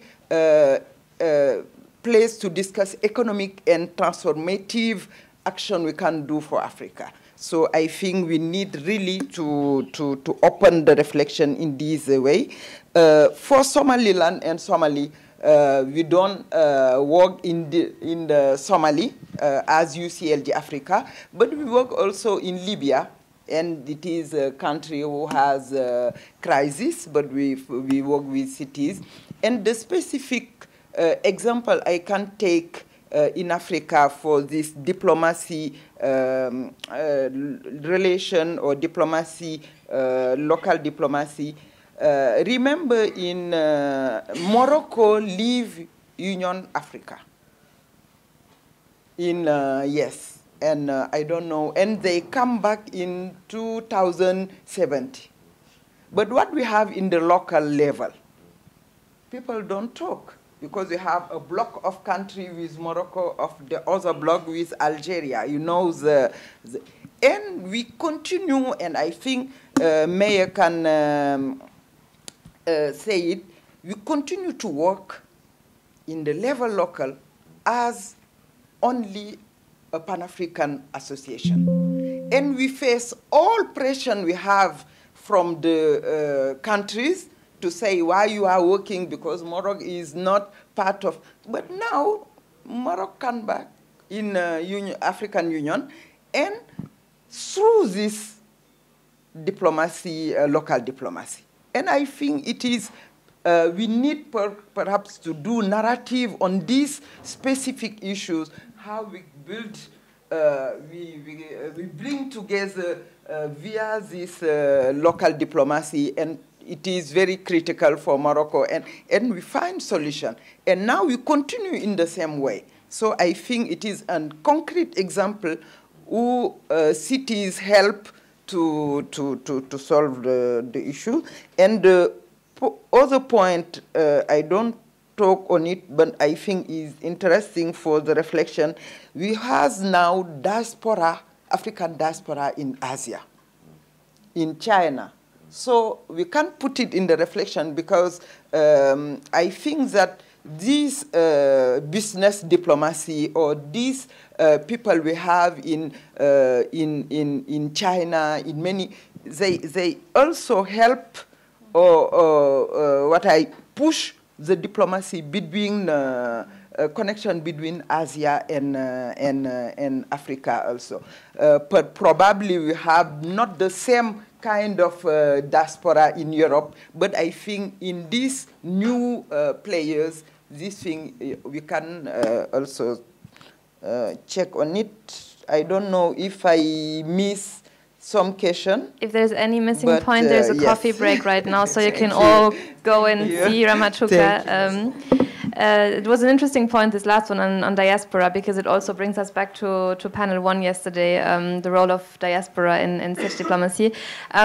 I won't do any summary of this very rich and full panel, which has given us lots of food for thought, I think, for further discussions on such diplomacy. We are a bit behind, like 10 minutes late. Please enjoy some coffee and a cake and whatever outside in the garden for the next 20 minutes before we resume with another panel on how to finance city diplomacy, which is thought of as a bit of an outlook on what can we do after this conference with all the results and ideas accumulated. Thank you very much and see you in 15 to 20.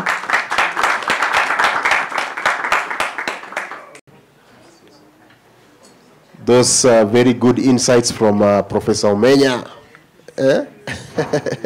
Prof, eh? Yes. So we want to quickly now wrap it up. I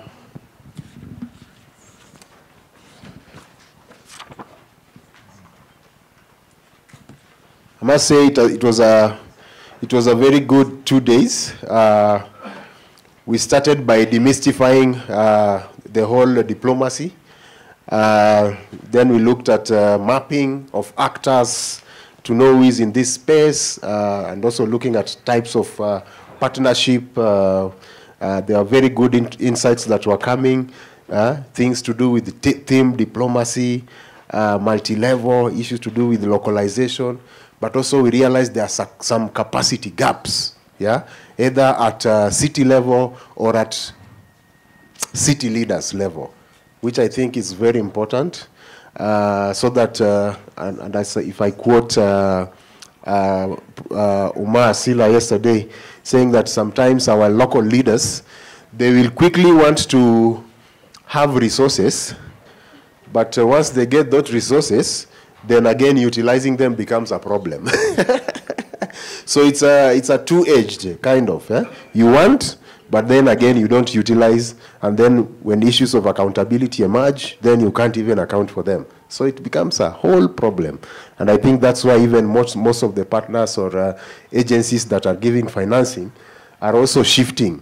So they say, okay, so we are going to give you, but with certain conditions, which we don't want. But the reality is the reality, So we are not good in managing resources at city level. But also we learned that we need to move away from a lot of research to action. So how do we move from research to action? What do we want to see? There are a lot of papers that have been written. There are a lot of theory. There's a lot of projects that have been done. How do we bring them now to action so that we now see? And some of them also at city diplomacy level have not even yet been documented.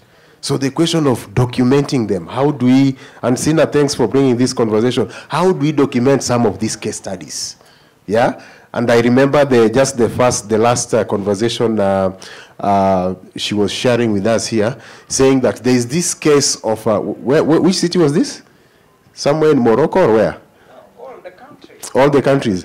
You talked about a city which now the country, you're not working with the country, but you're working with the city. And this, you are being questioned, why are you working with them yet they are not, you know. So it seems like at city level, actually things can work. And they're already actually working. So the question is, how do we scale it up? How do we use then city? You know, somebody yesterday said he don't want to talk about bottom up, Professor Oliti. But I think sometimes also bottom up also works. So at city level, city to city, then scaling it up. So how do we bring that to fore? So I think that is very important. So from research to action, what are some of these best practices? What C40 is doing, what ILEC is doing, how do we scale them up, yeah, to a national level? But also Uma talked about how do we bring the national government to this conversation, so that we begin. What do you normally try to do?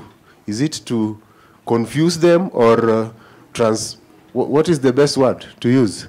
We convert them, so that we convert them to become champions of city diplomacy, kind of going upwards, yeah. And then we looked at different platforms. Which kind of platforms do we want to explore? What are platforms that exist that we can now scale up? And this also begins to help me think of when we're looking at next steps, how do we take this conversation to the next step? What are the existing platforms? So when you're thinking about World Urban Forum, could we have a session around city diplomacy so that we start having that conversation there? When we're having conversation at the World Economic Forum, which will be coming in Addis, can we start having a session to talk about this? Okay? Then we also looked at gaps and challenges that also comes with the issue around city diplomacy, which I think also will be able to propel us to the question of how do we move forward? What are the next steps when we want to, when we're looking at these challenges of conflict with the national government. So it's vertical, horizontal. So how do we begin to address these conflicts? Issues of policy gaps. What frameworks, what tools do we apply in some of this? So those are emerging like gaps and challenges that we need to begin looking at. And then we begin looking at also at, when it comes to, we also delved on issue of migration, looking at migrants in cities and how do we handle them. Yeah, very good case studies from Jim, from MMC, and also Naven, yeah, who also gave us very good scenarios of what is happening. And then now the geopolitics, yeah, the geopolitics and the competition, looking at competition between. So this propels me to welcome this session. Some of key speakers who have very vast knowledge when it comes to this space. I hope Melissa is online. Is Melissa online? Melissa, are you there? Yes, I am. Awesome. How are you? We are missing you in person. Yeah? You just missed... I wish I was there. You just missed a very nice tea with mandazi and Anyway, yeah. So Melissa is a regional, is currently the regional lead for Global Covenant of Mayors on climate and energy, focusing on World Bank and EIB, GAP Fund partnership, and Melissa is very vast when it comes to issues financing. So, Melissa, very quickly, I want to give you the floor to talk to us. The question we are asking is, where are the resources? How do we finance all this conversation around the city diplomacy? And the question we are asking here is, how do we finance city diplomacy at local government in terms of partnership? Over to you, Melissa, to open for us the floor. Welcome.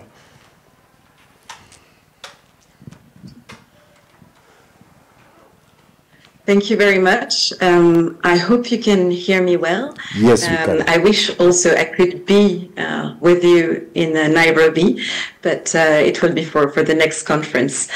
So thank you for introducing me. So I'm Melissa Kerim. I'm the regional lead for Africa as part of the GCOM Gap Fund partnership. So the Gap Fund is a multi-donor trust fund that is co-implemented by World Bank and the European Investment Bank. And the banks collaborate with city networks to identify climate projects in cities in the global south. And I'm working with cities all across the African continent. So today's the theme of our session is how to finance city diplomacy and local government partnerships. So I'm going to try to give an overview based on some academic research I've done, but also some practical observations I've made throughout my career in the city diplomacy space, let's say. Sorry, I'm trying to change the slide. Okay. So first of all, I'd like to question the evolution of the city diplomacy space in relation to the urban finance agenda. So I wanted to start by saying that finance took a central stage in diplomacy in general, especially since the adoption since 2015, a little bit before, due to the focus on climate finance in climate negotiations, for example. And more recently, the discussions on the reform of the global financial architecture also brought a lot of attention on finance, including urban finance. And this is particularly true in Africa, where the urban finance agenda is obviously key due to the large infrastructure gap. I've added some figures there, but I'm sure you've seen these figures before. The 1.59 trillion US dollars infrastructure gap in Africa, and all the barriers, because we talk a lot about the barriers to access finance at the local level in Africa. So I will not spend too much time on this, but today I'll try to speak about two important phenomena. So first of all, the evolution of the city diplomacy in relation to finance and urban finance, and also discuss the consequences of this evolution, including the diversification of stakeholders, the fragmentation of city diplomacy. And in the second part, I'll question how city diplomacy can contribute to enhancing local revenue generation. So I will also highlight some of the strategies used by stakeholders in the space, but also discuss some of the limits and challenges faced to enhance local revenue generation, especially in Africa. So first, I'll start with the concept of financialization of the city diplomacy. So basically, it's an academic concept that consists of strengthening existing transparency frameworks to bolster cities' access to global capital markets and address the funding gap in urban infrastructure. But concretely, what does financialization mean? So I've tried to highlight some of the trends. So the financialization happens in the city diplomacy space through the specialization of city networks. So as you can see on this slide, you can see that most of the city networks have developed finance, and some of them climate finance, either divisions or programs that have taken more and more, that have become more and more important over time. So on the left, you have the Global Fund for Cities Development, FMDV, which I used to work for, that was created 14 years ago. It was one of the first city networks specializing in this topic of urban finance and connecting not only cities but also national governments and working with public development banks and other stakeholders in the urban financing value chain. And in parallel, all the big networks have developed their own tools. So you have some of them here. ICLI has developed the Transformation Action Program. UCLG have several. I know UCLG Africa is also one of the core organizers. So I know you have several tools and programs in that space. So it's just that we've seen especially since 2015, a progressive specialization of city networks in this space. Another observation is the emergence of new stakeholders in the city diplomacy space in relation to urban finance. So here you have the list of stakeholders working on this specific theme. So as you can see, it covers local city networks, global city networks, banks, the private sector, climate funds, national development banks, and quite recently, new stakeholders emerged, such as, for example, the national development banks or what FMDV calls as subnational development banks that have tried to make their way into the traditional diplomatic space, and especially at the United Nations. A third observation is the increasing role of public development banks in the urban finance space. So here you have some examples that relate to Africa of banks that have developed their own project preparation facilities, which are instruments that offer technical or financial supports to local governments to access finance for their infrastructure projects. So on the left, you have some of the World Bank facilities. African development banks have also their own facility. AFD and Gauthier will certainly present that. You have also CICLIA, and EIB is also one of the key implementers of the GAP fund, the mechanism I'm working for. So you can see, and the fourth observation is also the multiplication of diplomatic spaces dedicated to urban finance. So here on the left, you have a report drafted by the Urban 20, which is a group of cities it's basically a city diplomacy initiative comprising cities from G20 countries. It's managed by C40 and UCLG, and during the G20 meetings, the city represented by its mayor or a Sherpa, they meet and they discuss some priority themes, and they have obviously a climate finance working group that works specifically on urban finance and they produce interesting reports. So yes, you have in these traditional finance diplomatic arenas, you now have the cities that made their way in these spaces, and it's also the same thing in the climate space.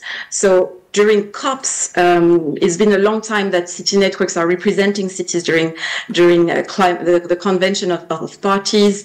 But I wanted to highlight that during the last COP in Dubai, several networks organized the Global Climate Action Summit, which was a big event that they invited all networks and many cities, and it really took us a very important space in the organization of COP. So with these evolutions come new challenges. So the first thing is, of course, since there are more and more stakeholders involved in this space, it contributes to the complexification of the landscape. And it's quite hard for cities sometimes to understand who they should speak to and what is the mandate of each stakeholder and at which stage these stakeholders can provide support. So it's part of the work of city networks also to and all stakeholders actually to assist cities to navigate this complex space. And this is one slide that I took from CCFLA that shows that this slide tries to simplify and explain how the different project facilities support cities at different stages of the project cycle. And you can see that even this clarification slide is quite complex. So even for us as practitioners, when we try to make sense of it, it's sometimes quite challenging. So to address, of course, this increasing complexity, there is a need for stronger collaboration. And there are several stakeholders that work only to, their main focus is to try to coordinate, to foster information sharing between the different partners working in the space, and try to also articulate the work of each stakeholder. So it's the case of the Cities Climate Finance Leadership Alliance, among others. But what they're trying to do, so first of all, the CCFLA has been created in 2019, and it's a collaboration between more than 80 institutions, ranging from, again, UN organization, city networks, and private stakeholders, and they try to develop. So they've developed this online platform, which is called the Project Preparation Resource Directory, that aims to compile information on the type of project preparation support that each stakeholder in this space is providing. So they try to enhance transparency and information sharing, and they also produce several reports. And the one I'm presenting on the right is one of them recent report on the reform of multilateral development banks. And yeah, they made some recommendations, but they have reports on a wide range of topics. So it's quite interesting. And they have, of course, their working groups during which each stakeholder joins and share information on their on their activities and upcoming events. So some stakeholders are trying to orchestrate, because that's one area of the literature, the academic literature talks about orchestration, but yeah, or alternatively coordination is also used.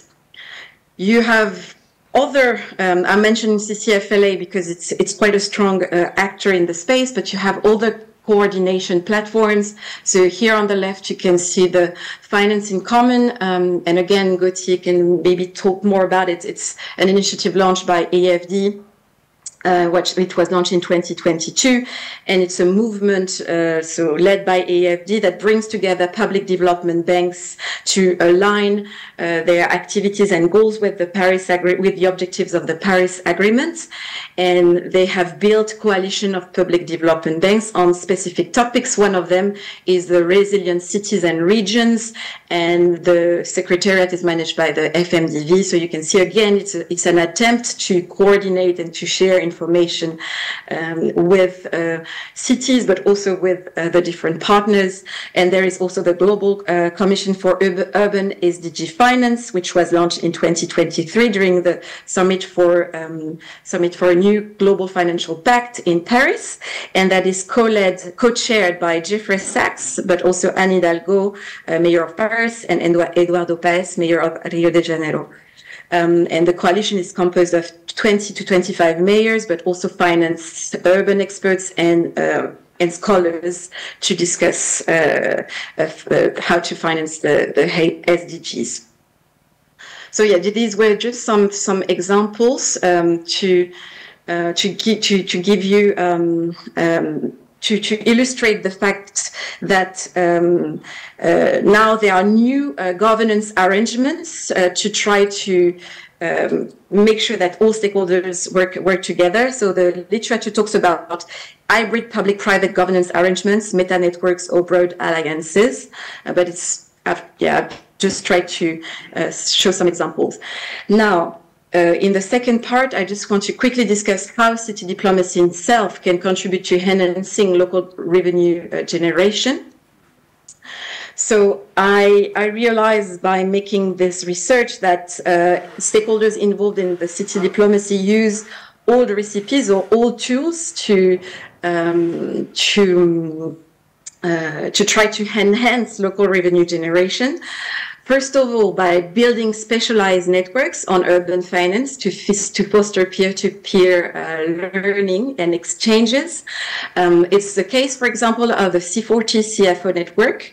CFO means Chief Financial Officers, and it was launched last year, I think, and it will bring together, for the moment, 13 African CFOs, so Chief Financial Officers, but it will grow progressively. And I'm showing that because it's an interesting evolution of the city networks and the banks also, because on the right you have the example of the African Cities Network, which is also bringing together some the finance divisions of all these cities to discuss it's only focusing on access to finance.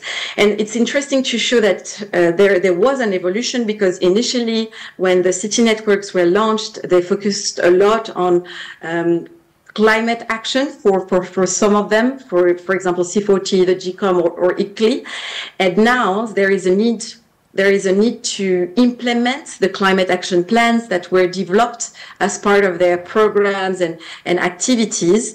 And that's why the focus has shifted to involve the finance divisions and the finance teams to discuss concrete implementation and ways forward. Just to show that it's still the old tools, as I said, or the old recipe, because the stakeholders mostly use capacity building and knowledge exchanges as a way to strengthen the capacity of cities to attract additional sources of finance. So either in person or online.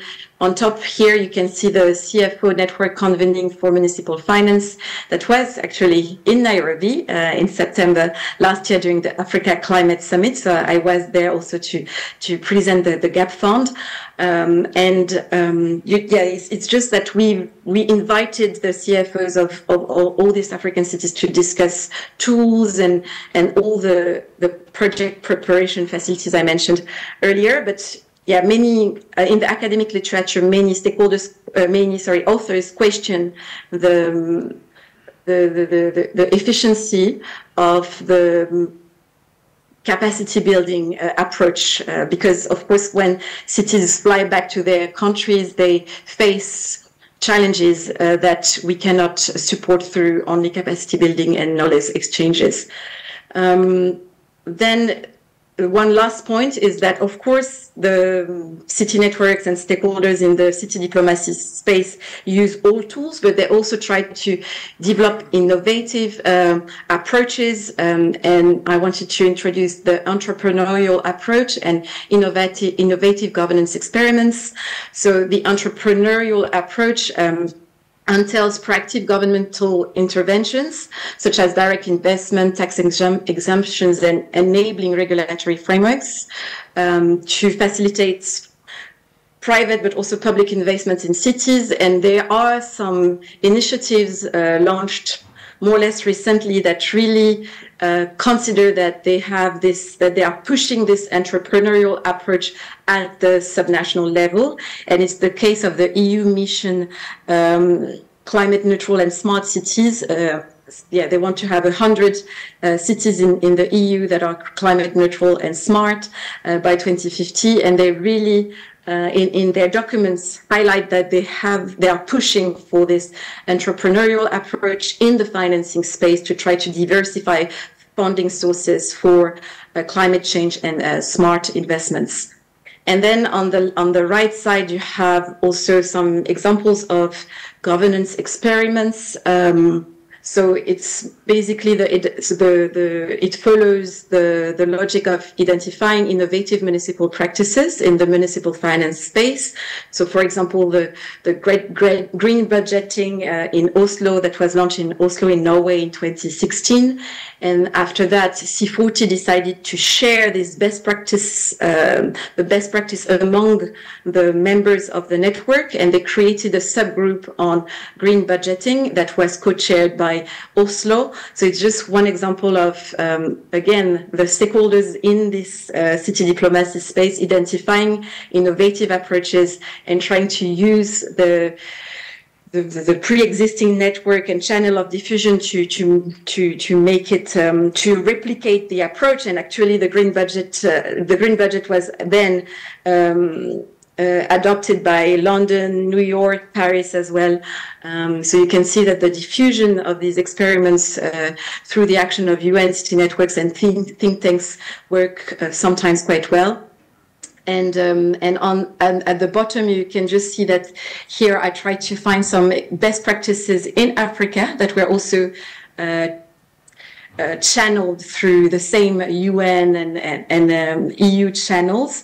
So you have examples, for example, of the green bonds in Dakar that was not launched in the end, but that is always an example that international organizations look at. And just going to my concluding slide, so the question that we were asked is, can city diplomacy really contribute to enhancing local revenue generation? So we saw that there are several tools and activities that were implemented by a wide range of stakeholders to enhance local revenue generation. However, there are many challenges, and these stakeholders face many challenges. First, the limited mandate of city networks, but not only of all stakeholders involved in the space, basically, but also it's also true for UN organizations and others, because they cannot change the regulatory framework which determines cities' financial autonomy or dependence upon national priorities. They determine the fiscal autonomy and the legal capacity of cities to create new financing, such as municipal revolving fund or green bonds. So it's quite it's one of the key challenges, and that's also why stakeholders are trying to work more closely with the national governments. So on the right, you have the example of the CHEMP, the Coalition for High Ambition Multi-Level Partnership for Climate Action, that was launched during last COP by GCOM, C40, and all city networks, and that aims at working closely with the national governments to make sure that cities can benefit from all the tools and knowledge of this diplomatic space and apply this in their home country. Then the second point is that the action of intermediaries can strengthen inequalities between local governments and cities, and especially foster global competition among cities between the north and the south in particular. So that has been widely discussed in the literature, showing that these best practice when they are channeled through these different networks, it also many African cities in particular reply that they do not have internal capacity or the financial means to implement such a complex scheme or mechanism. So it has that's one of the drawbacks.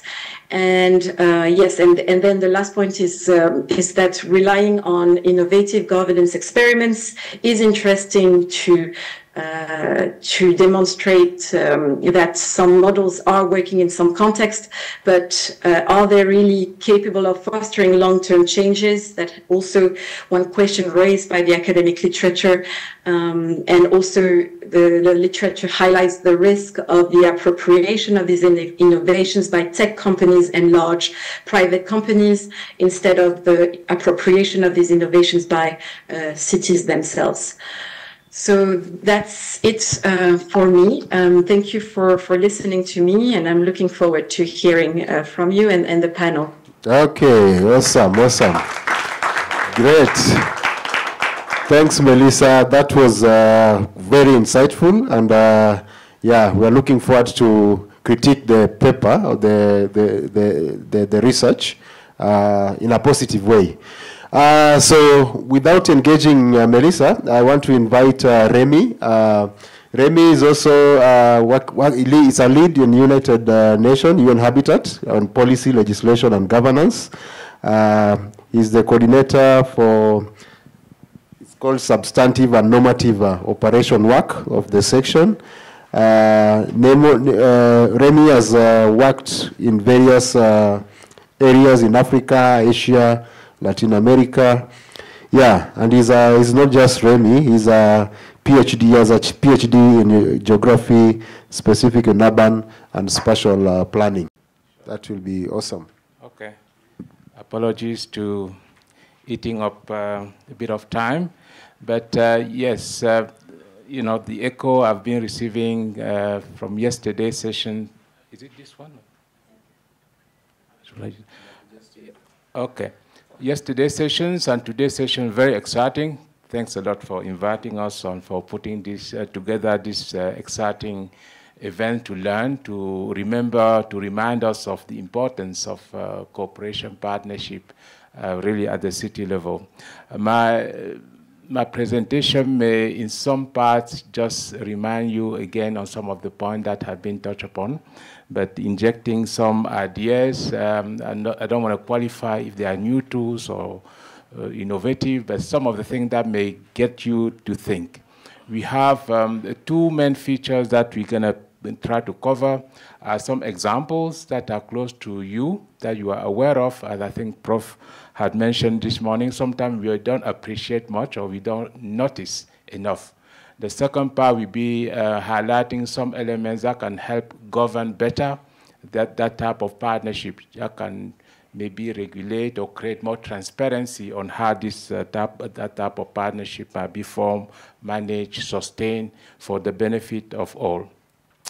So it's important, I think my colleagues may have highlighted yesterday, we sometimes as an agency been wrongly accused of being Africa-focused or being Nairobi. So when I say I work in Kenya, they think that I work only in Nairobi or in Kenya. So just to remind you that UN Habitat covers all countries, and we have offices in many countries, over 60, and we have program projects running in all continents. And since within the UN system, UN agency is one of those uniquely positioned agencies that works directly with subnational entities. So it's not by accident that we have been somehow overwhelming this session with our contribution. Our input this afternoon is really about looking at the regulatory framework, because of the mandate we have in our department to look at the type of policies that are there, regulatory frameworks, governance system that exists to strengthen those collaborations. So I will be looking from that direction.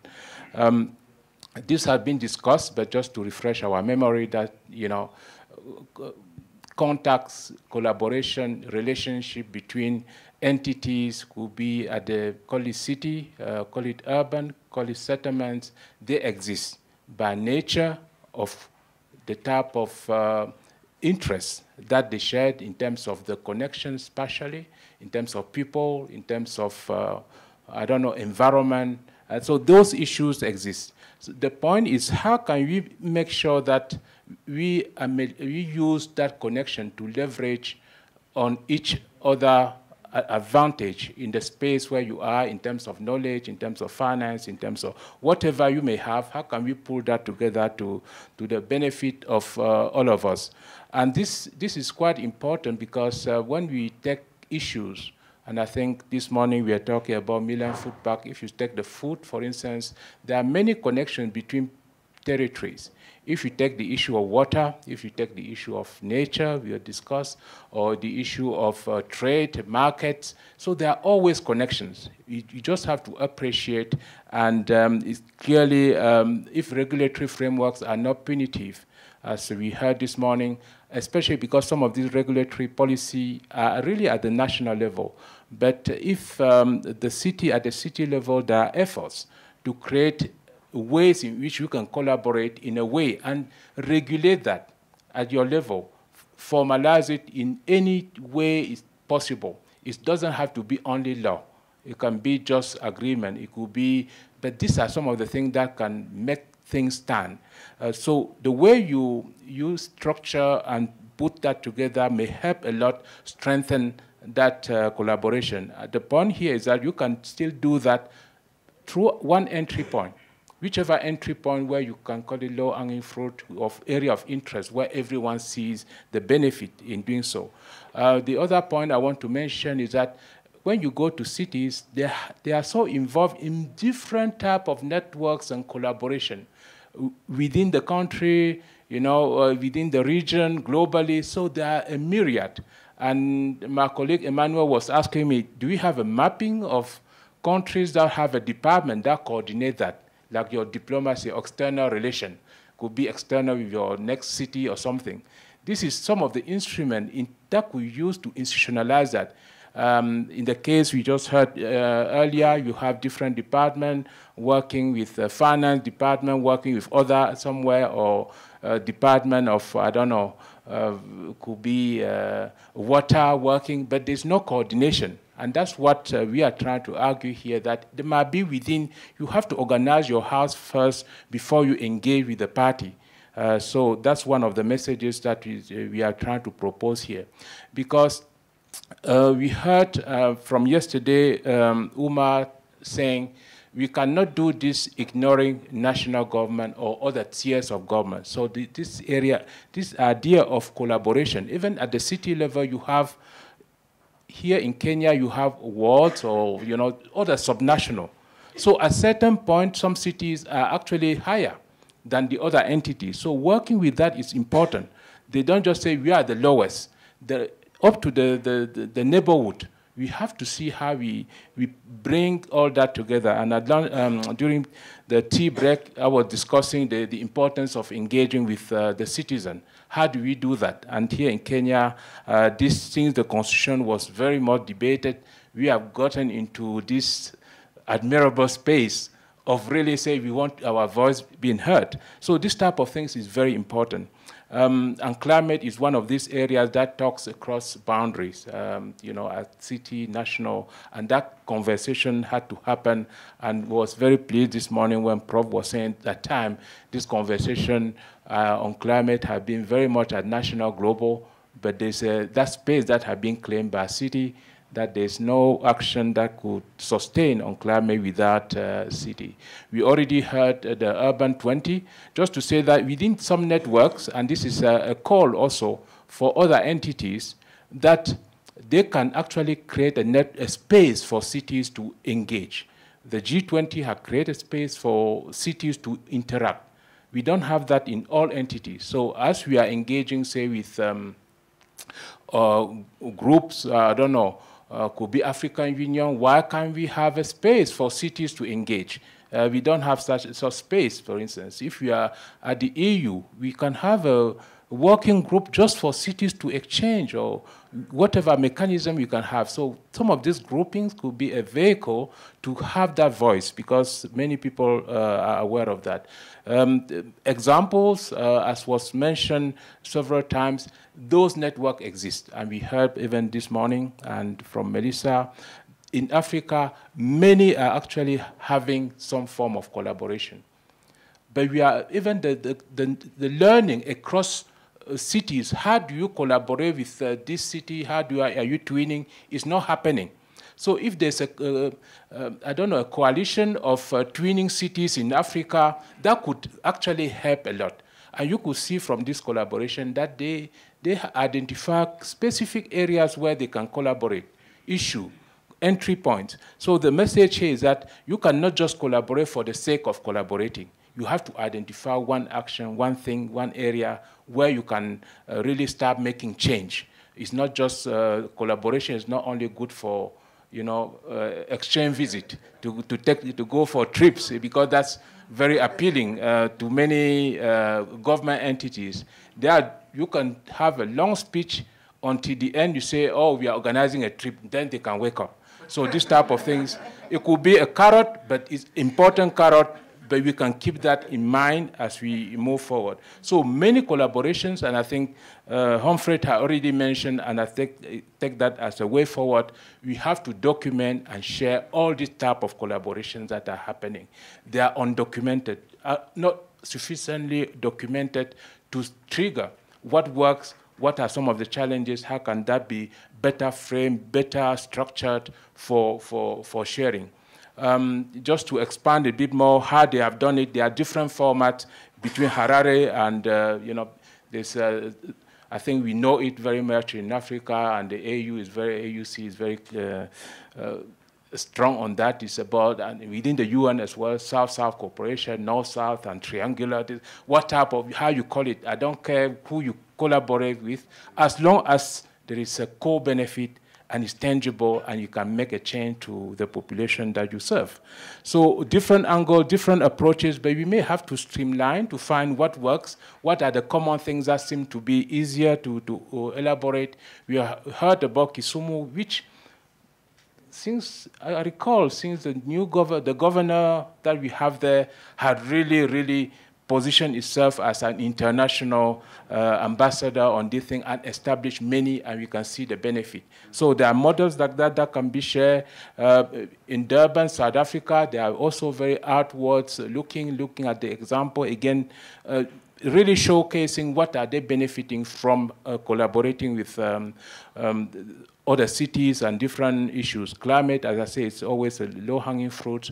There are also, because I think someone mentioned it clearly this morning, I think it was Prof. Honadi, about there are cities, but in some contexts, there are cities within county. And sometimes some of these collaborations are not only within a city. We have one between county and county that benefits cities and other settlements there, Kenya and China. There are some of the things happening there. Also with universities within the city. So it's not only a city as a governance, but there are instruments that exist within the ecosystem of an environment that could be NGO and NGO, could be other actors. So that's the point here, that there are many mechanisms within that territory that happens. So we don't just see a city as a uniform, unique, and only space where collaboration and twinning can happen. So what we now try to say, how can we make that sustain?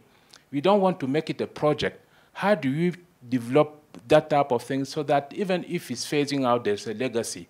So the idea is that we have, when it's embedded in your behavior, its structure, it's in your institutionalized, in your system, then it's easier to continue that type of collaboration with new partners, with new administration that will come in from time to time. So the element of sustainability is very important. And we heard, I will not touch too much on the revenue. It could be a way to also enhance your revenue, as we have heard from Melissa. So these are means to sustain your diplomacy. You have to sustain, you have to inject those ingredients that will help you sustain that diplomacy, that twinning. Let's not make it just one-off or just short-term engagement.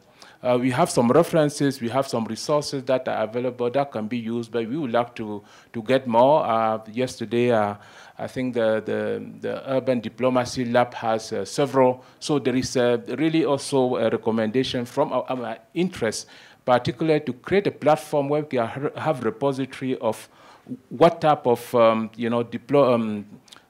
city diplomacy exists, what type of tool, even the one that Melissa had presented. You know, we don't just have to come to such event to learn. We should be also a space and opportunity to have some of these resources. So I will stop here.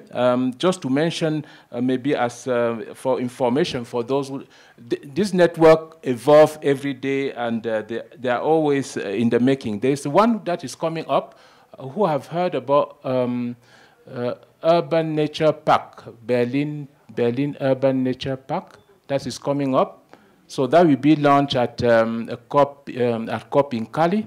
So this is really focusing on nature-based solutions. They are looking at the model of Milan Food Park. So this is another entry, because the nature-based solution or nature-positive solutions is coming strongly for many cities. So that's a low-hanging fruit. That's something that is coming up.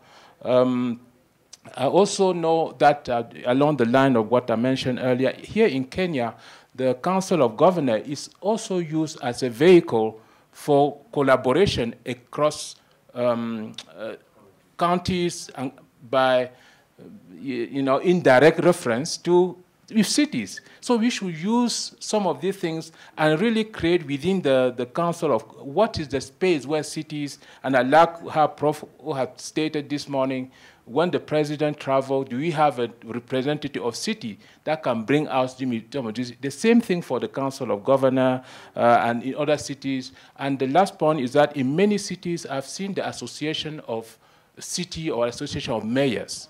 But there is just a talk among themselves. And I think the message, again, from UN Habitat, we have to bring the other tiers of government and other actors in that space. Because if the private sector is not there to understand what you are discussing, they will not know where the low-hanging, where they can best invest as well.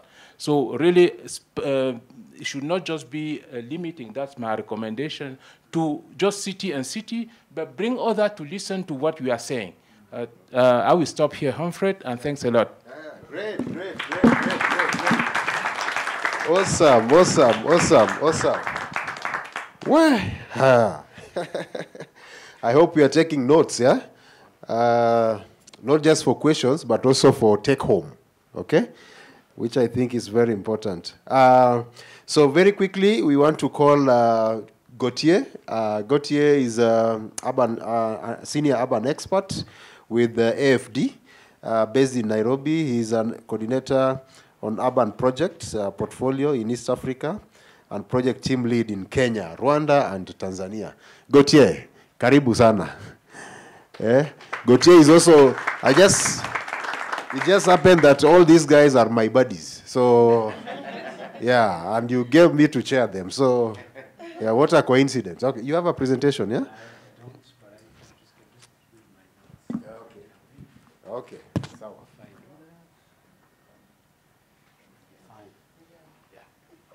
Oh, so then you can just sit. Yeah, you want to stand? I can stand, yeah.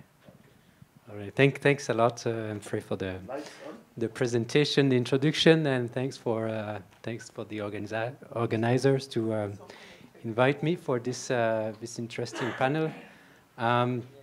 So yes, for those who may not know AFD, so AFD is the French Development Agency with the official institution from the French government that implement our international development cooperation agenda.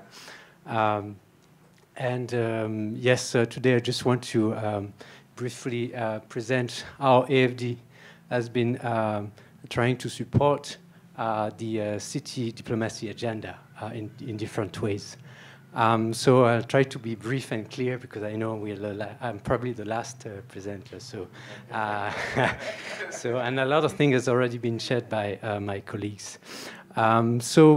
Yeah, first, just to obviously remind that AFD is very supportive of the city main diplomatic agenda in the sense that we fully recognize the role of the local governments in understanding and addressing the diverse needs of the populations in terms of both infrastructure and services, I think we've said also in the morning that sometimes nation-state diplomacy tends to be quite disconnected from the interest or the need of the citizens. City diplomacy, by nature, can really use its proximity that they have with peoples to really leverage those links and then build international strategy to integrate both their values and interests. So at AFD, we strongly believe that the local authorities are the best position to implement both national and international commitments, such as the Sustainable Development Goals. So that is very important for us, and I'll just present briefly how AFD has been trying to support that. The first point is linked to advocacy and how AFD has been trying to support, contribute to make the city diplomacy agenda probably more visible. So we talked about the role of the large international conferences we had at Addis, the COP21 and Habitat 3. Basically, there we're trying to support the actions and the different commitments that local governments have been working on and trying to provide more visibility for their work and support, obviously, their diplomatic agenda through those conferences. The second point is, I think Melissa talked about it recently. As you may know, AFD has led this Finance in Common Summit with a specific focus within 2022 with the Finance Your Cities initiative. So the role of the Finance in Common Summit here is really to, as Melissa introduced during her presentation, to coordinate and to coordinate between the different development banks, both national and international, and provide peer-to-peer exchanges on how financial tools can be more directed towards the implementation of the SDGs, with obviously in Abidjan a clear interest on urban financing. So how can international and national banks provide financial solutions for local governments to help them implementing their SDG agenda? We also have another example because UN Habitat has been co-organizing this event. We recently signed a MOU with them on housing. So again, both in terms of diplomacy, making sure that housing becomes an important part of international diplomacy on habitat, but also trying to encourage a stronger cooperation between national and local authorities to develop housing solutions, especially for what we call the bottom 40, the social economic, the 40% of the pyramid. So this is some of the kind of support we can we try to provide, I would say, at the diplomacy level. Another one, maybe for your interest, some of you may know the Global Observatory for on local government finance and investment has been created in 2016, which helps to provide data and assessment on the different level of decentralization in different countries and try to provide more specific data to help designing, again, financial solutions that better fit the diverse context of decentralization in different countries. So this observatory is there to really help both national, countries, and international development banks and others to better understand the different questions on local government's finance and investment. So that's more or less what AFD is trying to do, I would say, on the diplomacy level. The second part, which may be more the core of what we're doing at AFD, is what Ifri said, how we move from research or convictions on this agenda to action, knowing that, as Melissa was presenting, urban finance is probably one of the biggest agenda on this city diplomacy topic. So first, maybe more in a trivial manner, AFD is a lender, is a development bank, so we provide direct and indirect financing for local authorities. So just to give you a figure, because we love giving figures as a development banks, I suppose, 1/4 of our annual commitments is for local governments. So it's about 3 billion euros a year. So it's quite substantial, and it's something which shows also our willingness to support, again, urban finance.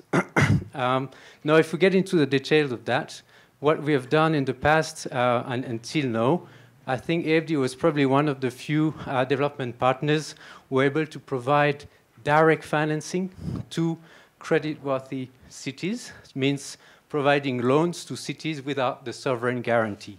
That has been done over the last 15 years, and I think it's about 3 billion euros that's been lent to local authorities in about 10 countries.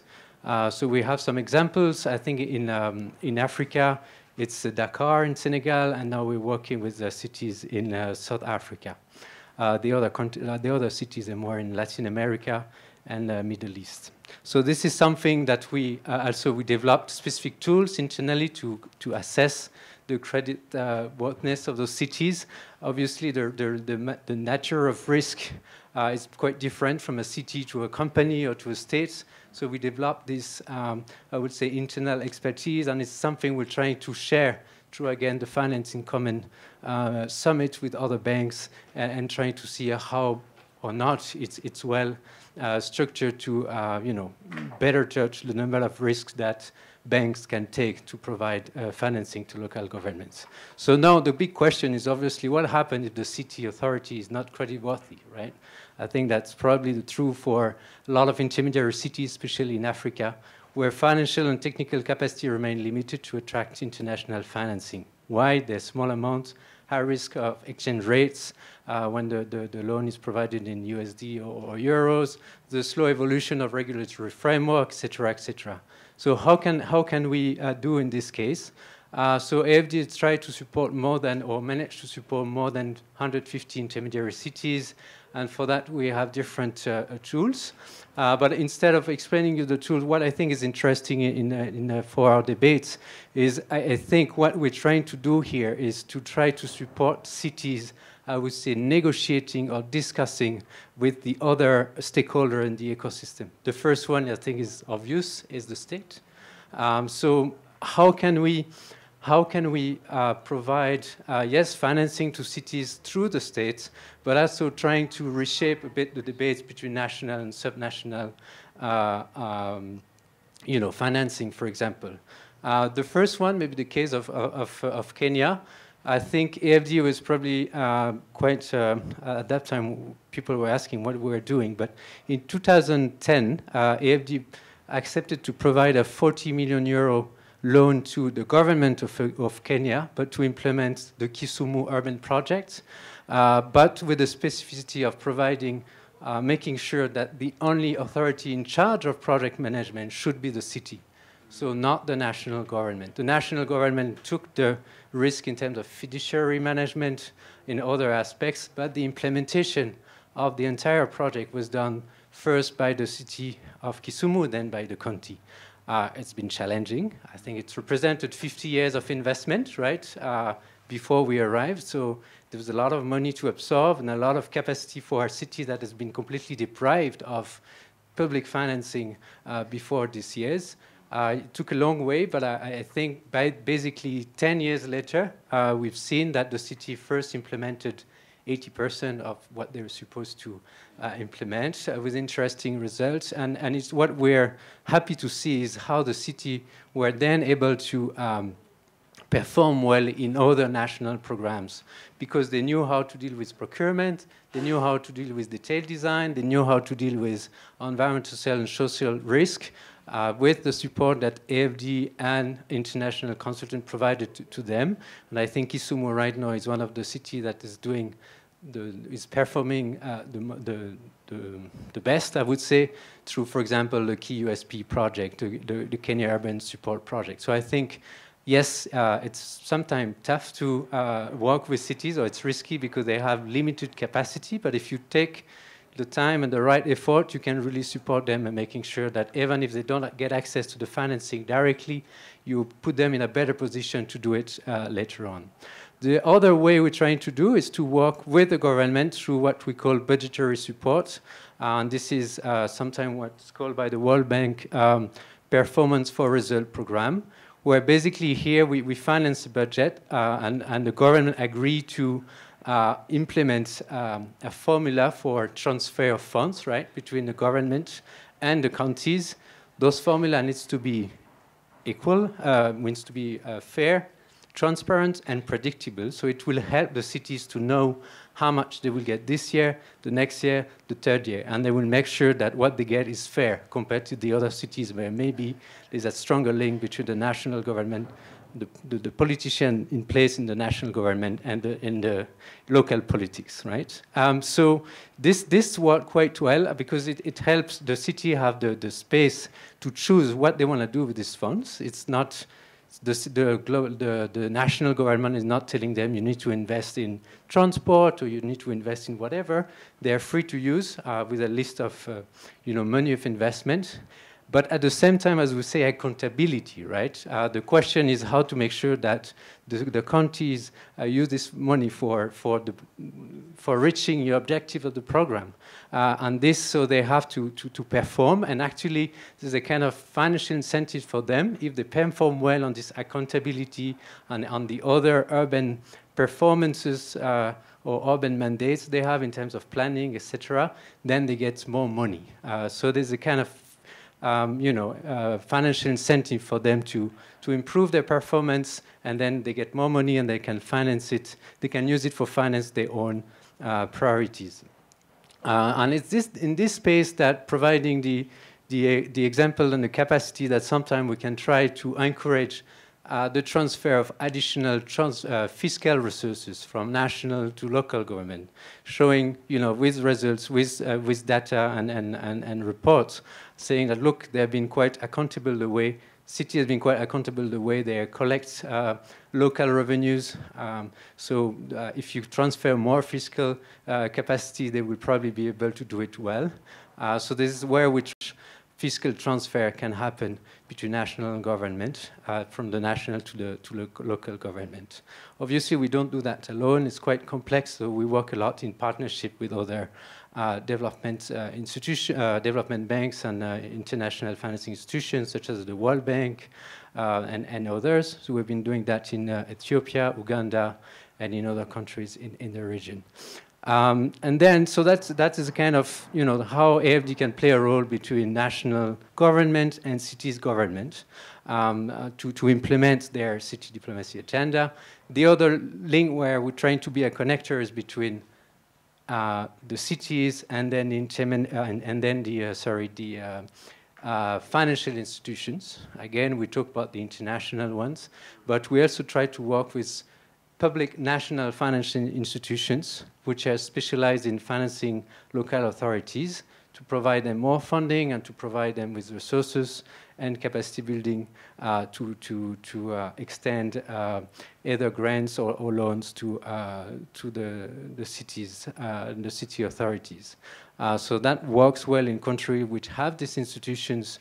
Now we're trying to see to increase, to encourage other banking actors, being commercial or public ones, to get closer to local authorities.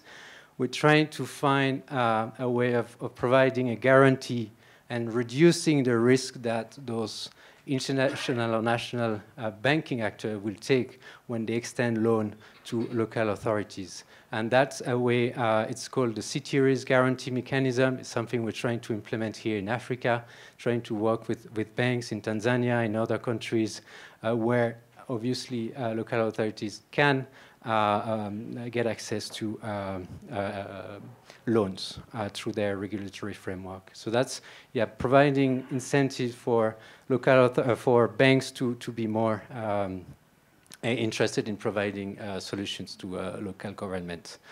Then we talk about very quickly, but Melissa presented it. We have also the project preparatory funds, which help cities to prepare project which is more bankable in a way.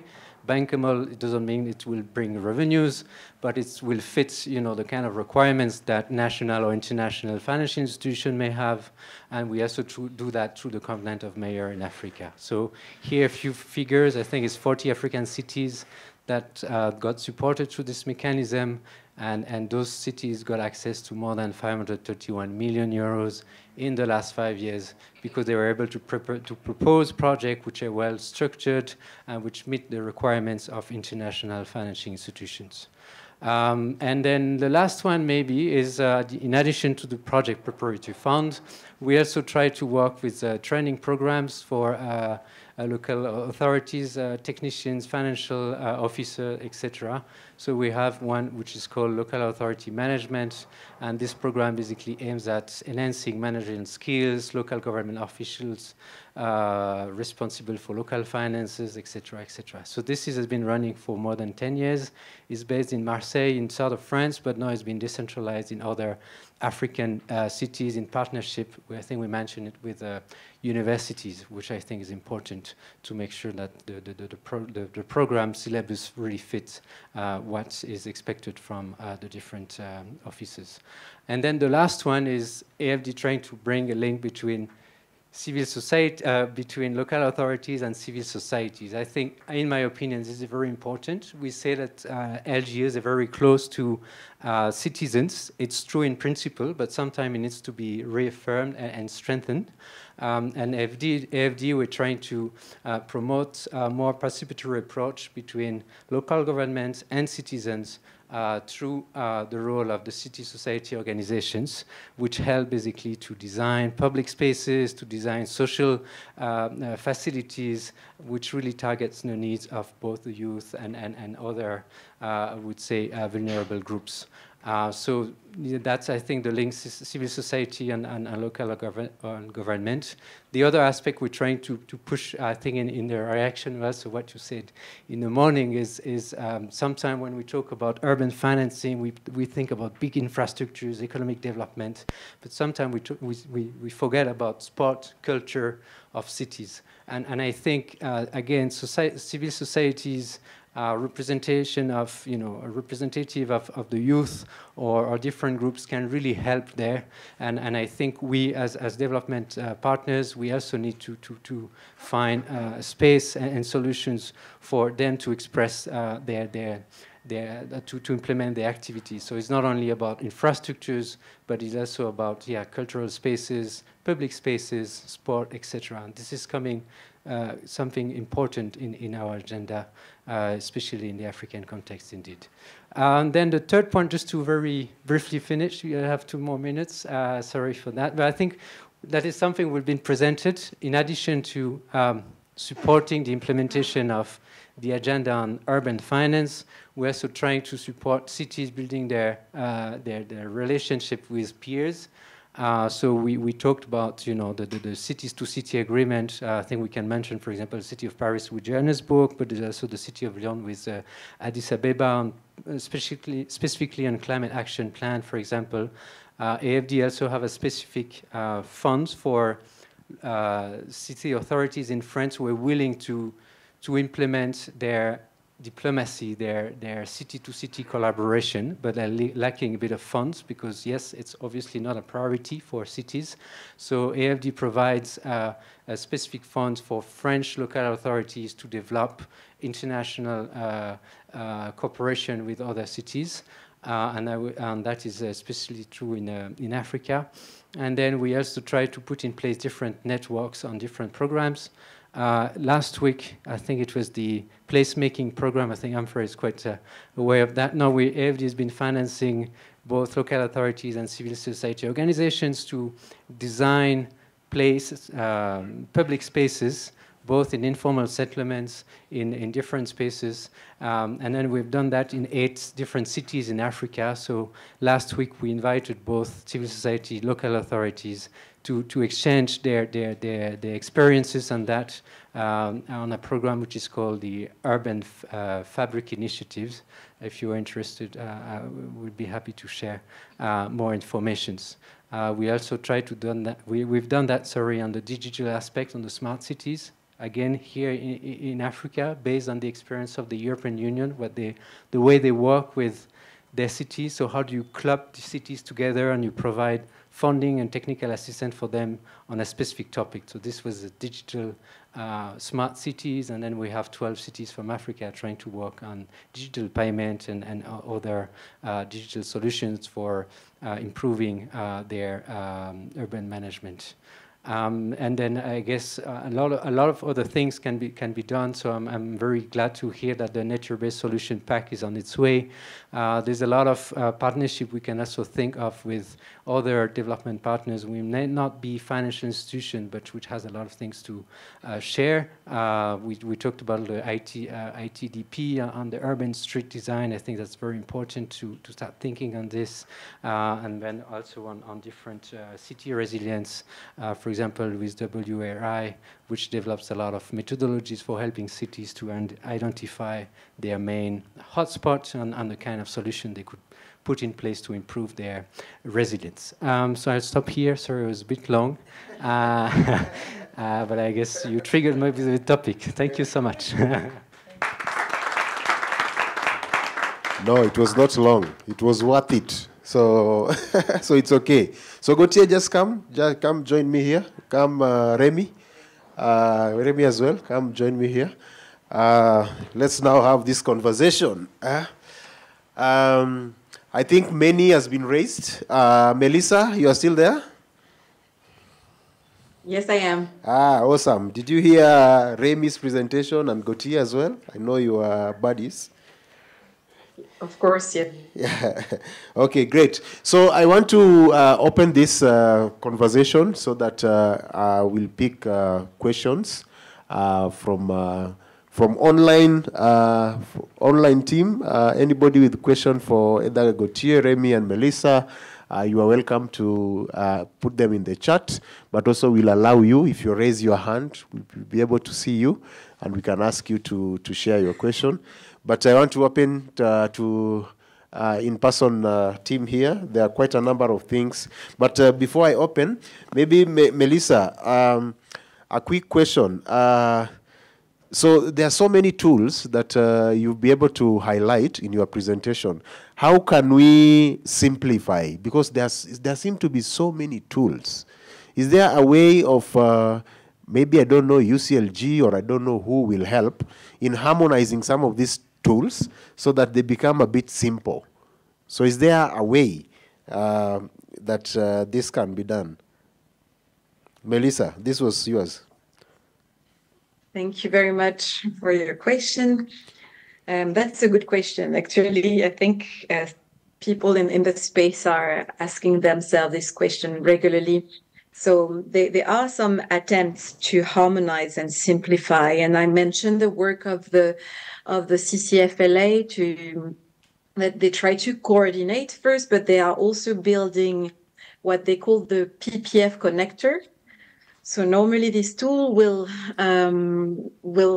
aim to shed light on how the different banks and facilities and network are supporting the different cities, and it will combine information from all stakeholders and create an online platform accessible to all stakeholders in the space, and then we'll be able to see how far the support has gone, the type of technical or financial support provided, and it will help partners to support cities throughout the different steps of the project life cycle.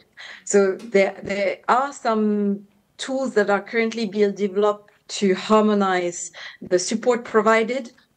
There is also, for example, C40 is building the pipeline. They call it the global pipeline of projects. They are building regional pipelines of projects that combine data from all the stakeholders I mentioned, so banks, city networks, partners on the ground, and they are also planning to develop this platform and make it available online. So it will also strengthen transparency on the support, but that's I don't know if, and maybe one last point is that, for example, the Global Covenant of Mayors is trying to harmonize the work done in the different regions and the work done by the different city networks. But it's quite a long, it's a very long process, and it requires many consultations. So of course it takes a lot of time. But there are some ongoing activities to try to really at least make the information available online to simplify the work of cities and of practitioners. Okay, awesome.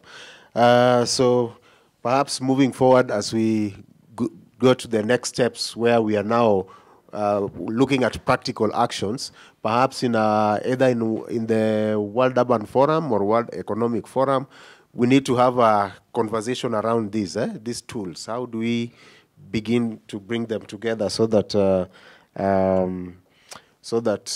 we are able to minimize and also encourage more, because I know that some cities struggle actually to go through the entire process and they leave it halfway, or sometimes they want to apply when the deadline is almost closing. So they hurry and they don't give sufficient information, so they don't qualify. So I think that is one big challenge. Okay, let me open it to the floor. Anybody want to ask a question? Any comment? We also take additions, so not just questions. Yeah, we start from the back. Thank you so much. Those were brilliant presentations from our colleagues. I think mine will go to Goti. He has touched a very important area on civil society, youths, and community engagement. Now we are in a new shift in terms of law. We are now having a Public Benefit Organization Act operationalization.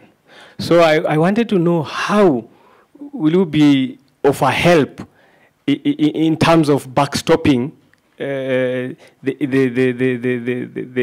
transition process, because those organizations who are NGOs right now, those who are CBOs, those who are self-help groups, are supposed to transit to public benefit organizations. So how will you be of a help in terms of making it work? Because if it doesn't work in Nairobi, then it won't work in any other county. Thank you. Maybe just to clarity, so work in terms of? The operationalization. Okay, great.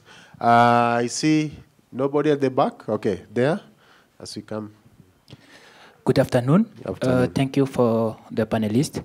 My question is about the power of the cities, the second, because sometimes you can have a project for a second city, but they don't have really the power. As Gauthier has presented, that sometimes they really don't have the power to handle the project by themselves. Everything is handled in the capital city. So what can be done to enable the second cities to really be involved to manage themselves the project? Thank you. Okay, I'll take two more and then we can come to the... Yeah. So I see his worship and Raphael. You go first. Okay. Age matters, huh? Thank you very much. Proverbs 19. Thank you very much. Mine is to the two presenters. They made a very good presentation. To me, I think whatever the ideas that have come up with, action, implementation is the most important thing. And I think that was actually said by one of the presenters. Now, Remy, I belong to the former mayors. And sometimes these people do not retire. They want to continue. And this is exactly what I'm sharing as an example, because I'm part and parcel. Wherever you people go, I'm there, and I'm now clocking 77 years old.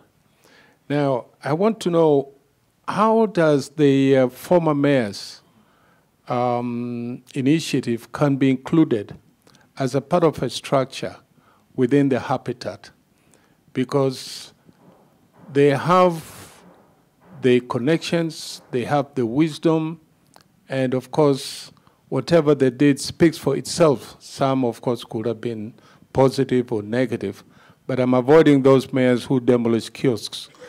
I'm talking about the ones who actually implemented whatever was required in accordance to the principle of habitat.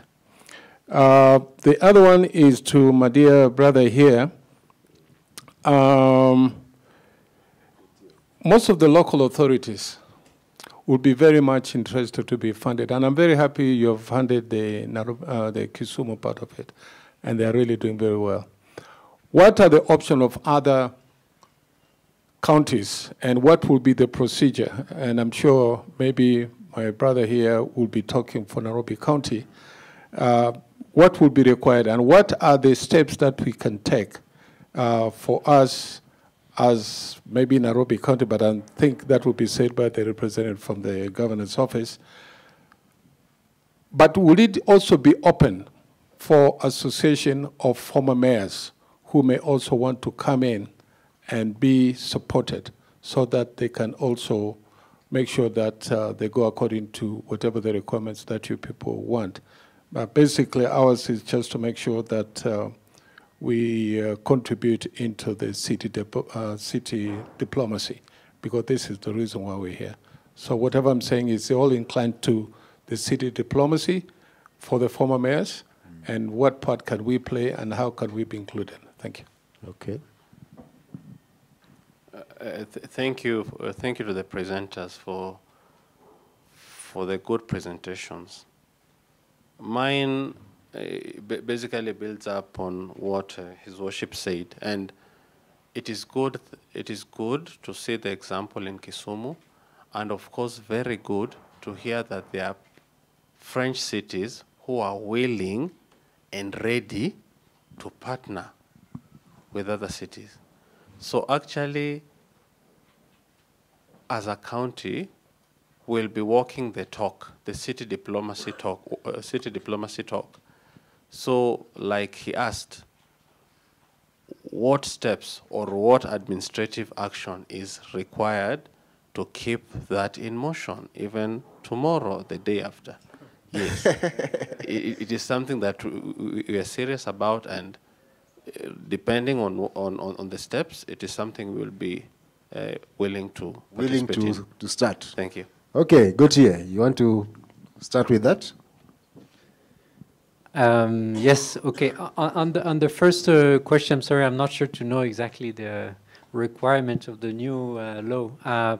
What I can just share is how we try to encourage national government and counties to work more closely with civil society organizations, especially when it comes to not only the prioritization of investments that you have to planning. I think we talk a lot about planning, but also once you have the major planning done and you know which priority you want to focus on, the question is how do you still involve the people in the design of those infrastructures? I'm not talking about roads and drainage, because those I believe technicians can do it. But when you start talking about public spaces, when you start talking about children playground, sport and cultural spaces, then you need to work closely with the people. Sometimes we call it beneficiaries. I don't like these terms. End users, I prefer that.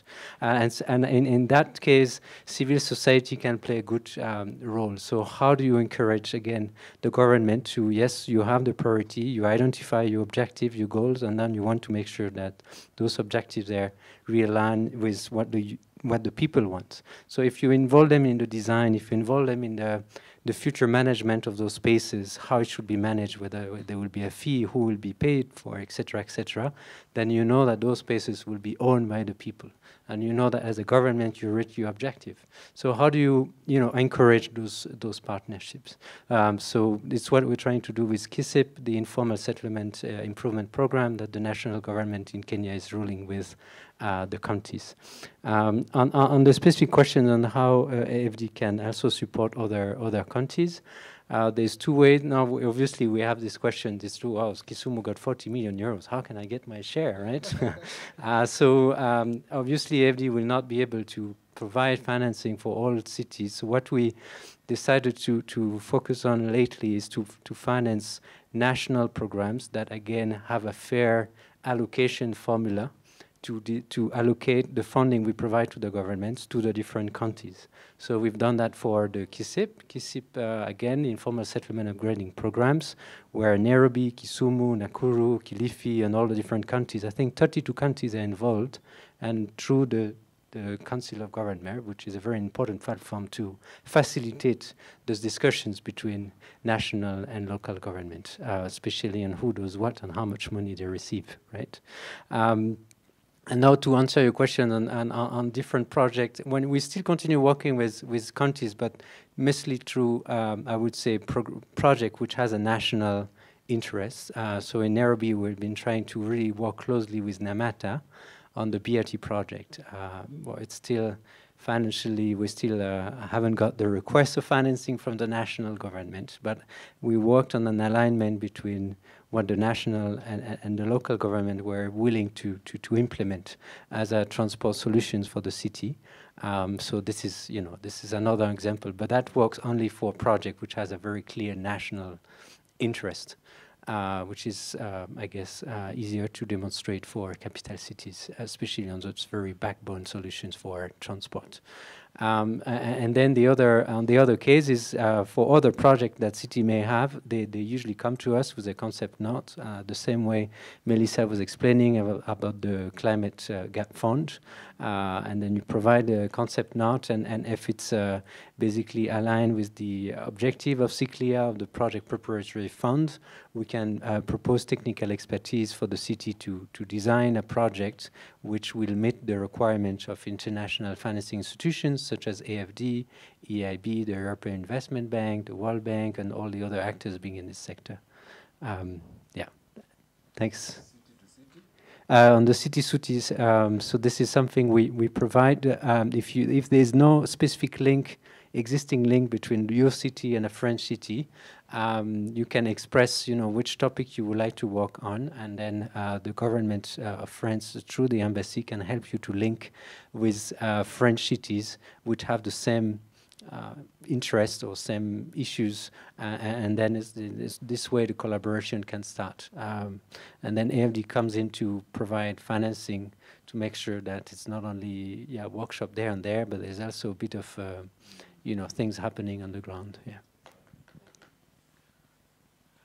Okay, Remy. Yeah, Remy, you had a question, yeah? Yes. Before I get back to Lordship, just the question on the power relations, I think is very important. Everything is on the power. It's about who holds the power, who can push here and there. Until you establish who is pulling the string, you might be missing the target. I think we have to keep this as part of the governance of that relations. And one example that came closely and you are quite aware of, in many countries, the national government is the one who really pull the string. So until you know that as you invest and you are, even if you have the will, the political will that was expressed earlier at the city level, but what Prof has said, the regulatory framework may not allow you to do so much. So as a city, you have to scope what you can do for your city diplomacy. There are some countries where even as a city, you can't contact another city outside. So that kind of mapping knowledge is important before you really engage in this topic, on this issue, and know the scope where you can and where so that you don't bruise your relation with some of your key actors. And I think that's why we are trying to say a bit politically that this thing will not work without national government. And now on the place of, we don't see, the institutional aspect of mayors who have been in the office is so critical because they deal with things on a daily basis. These are living library. And sometimes we forget, when you get to the office, we try to push away the previous governments or authorities. If I have one advice, if you get to the office, you have the first conference, you'll be bringing all your predecessors, because the issues you'll be facing are the same. So now from us, as UN Habitat, we have many platforms. Within the UN system in general, you know very well, we have a structural way of engaging with, we call them stakeholders, because we are the public servant, international public servant, so we report to member state. Our main constituency in that way, the same way I was saying we have to pay attention to our bosses that are the national government, is to pay attention to all the governments. So that we have the national government, we have by the way we are constituted, the local government, they have a fair their voice in our what we do, but we also have other stakeholders, and there are different mechanisms to engage. One is what we call you register. If you have your like the association of former mayors, if it's registered legally, okay, then you can apply through. We have a mechanism managed by what we call ECOSOC, which is an organization that manages that, and through that you can participate in all UN meetings from New York, Geneva, or something. That gives you a global access. Now within our assembly, Humphrey knows very well, I mean, we now have a universal assembly, a UN Habitat, where even civil society, when we have our assembly or our executive board meetings, it's open. So if you would like to come and voice and engage, then you just apply to attend. And then earlier on, you can request to have a voice. They give each member state has 5 minutes, civil society have 3 minutes or something like that. So that's how it's regulated. It's open. What I'm getting from the room is that information is key. We don't know where to start, we don't know where to go, we don't know how to ask. And I think the first question that Melissa was trying to, if you have a space where people can know, this is where I can go to find an answer, that will help us a lot. There's a lot happening out there that we don't necessarily know. In terms of your actions, what the mayor or the mayor's office during his or her tenure had been able to accomplish, we have other mechanisms to acknowledge that. You might be aware of UN Habitat Awards. So every year we have different ways of appreciating what people have been able to do. So pay attention to that. We have what we call global, call it best practices. We document that, we share, there are many ways, many things happen that we don't also know. So we are open that you offer that, this have been good. And the final one is, how do we institutionalize that? That has been a challenge, because when a new government comes in, the first thing is to demonstrate that the other had not done anything.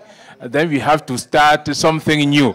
Yeah, the continuity is a very, very challenging thing. So what I would think we have to pay attention to is to, I would say, institutionalize. That's why earlier I was saying, okay, if you have a department that is dealing with diplomacy, as Emmanuel, my colleague, has suggested the other day, or having some form of agreement, because when you sign that agreement between French City and Kenya, even when you come to the office, it's somehow binding, because you cannot just ignore.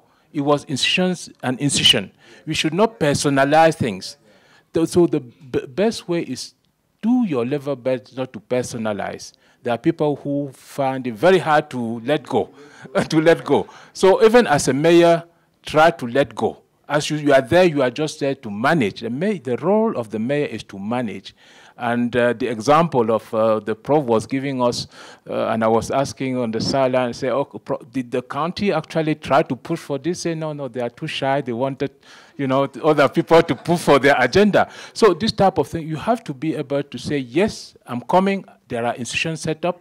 There are agreements that I need to honor. There are things like that. But you don't have to shelve away. And when you leave the office, you leave your thing. If you are called upon to provide advice and other things, you can still do so as you are starting a new initiative on Kenya and Ethiopia and want to expand. These are very, I would say, commendable efforts because they are new, they are based on your things, based on some of the things that nobody is doing, especially filling the gaps. When any mayor or any authority that feels that you are stepping I have some experiences where someone leaves the office, take a program to go and set up an NGO. You know, that's one creates frictions. As much as possible, either you do that in consultation or you start something afresh that the mayor or that authority is not doing. Anything that creates competitions is bound to create conflicts. I'm not sure if I address any of them. Okay, so I think, ladies and gentlemen, and all of you, I think we wrap it at that. It was a good conversation. I'm sorry if I locked you out. I think we've run out of time, and we have another session that is supposed to be starting soon. But very quickly, let's appreciate them once again. Melissa, also online. Very key, very important lessons have come out of this, and I think in moving forward and next steps, I think there are concrete action. I hope our rapporteurs have been able to capture all that very well, put them in a nice document. This will be shared with all of us as we look towards World Urban Forum, World Economic Forum. These are platforms that have already been established, which we think we need to utilize very well in terms of taking this conversation around diplomacy forward. So thank you very much once again. I was your host, Humphrey Otieno. Asanteni sana. So I call upon Emmanuel to take us to the next steps. Karibu Manu. Thank you, Humphrey. The next session, we won't take long. We won't take long. I know it's Friday and mid-Friday, so it's literally a weekend. So Kurtis and I will take you through the partner session. We are trying to connect from yesterday's conversation on the need for capacity in our cities. And today, how Professor Menya framed it, we have investment coming into our cities, not necessarily in the country, but they choose a city because the systems are working. We have urban planning, spatial plans being implemented. We have governance system working.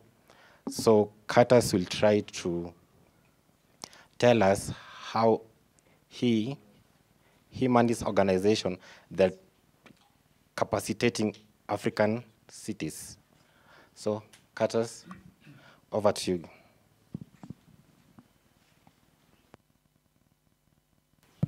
There we go. Great. Thank you, Emmanuel. Thanks, everyone. In particular, thank you, Sina and Ifri. This has been an awesome 2 days, and we appreciate the invite. I'm really happy that Emmanuel was here, too, and Umar Sula was here yesterday as well, because we just signed a partnership with them.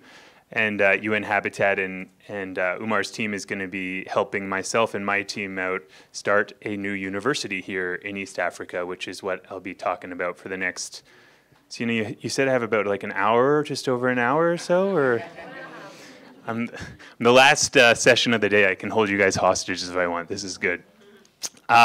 So I said the thanks. I think a common theme throughout the last 2 days has been, you know, the cities are in need of legal empowerment, cities are in need of fiscal empowerment, and I think those are right.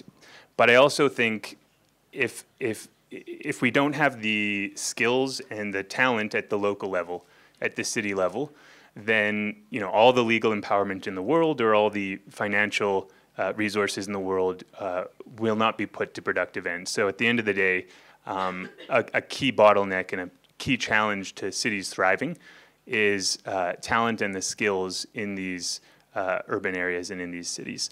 So that's what I'm going to talk about for the next 10 to 15 minutes.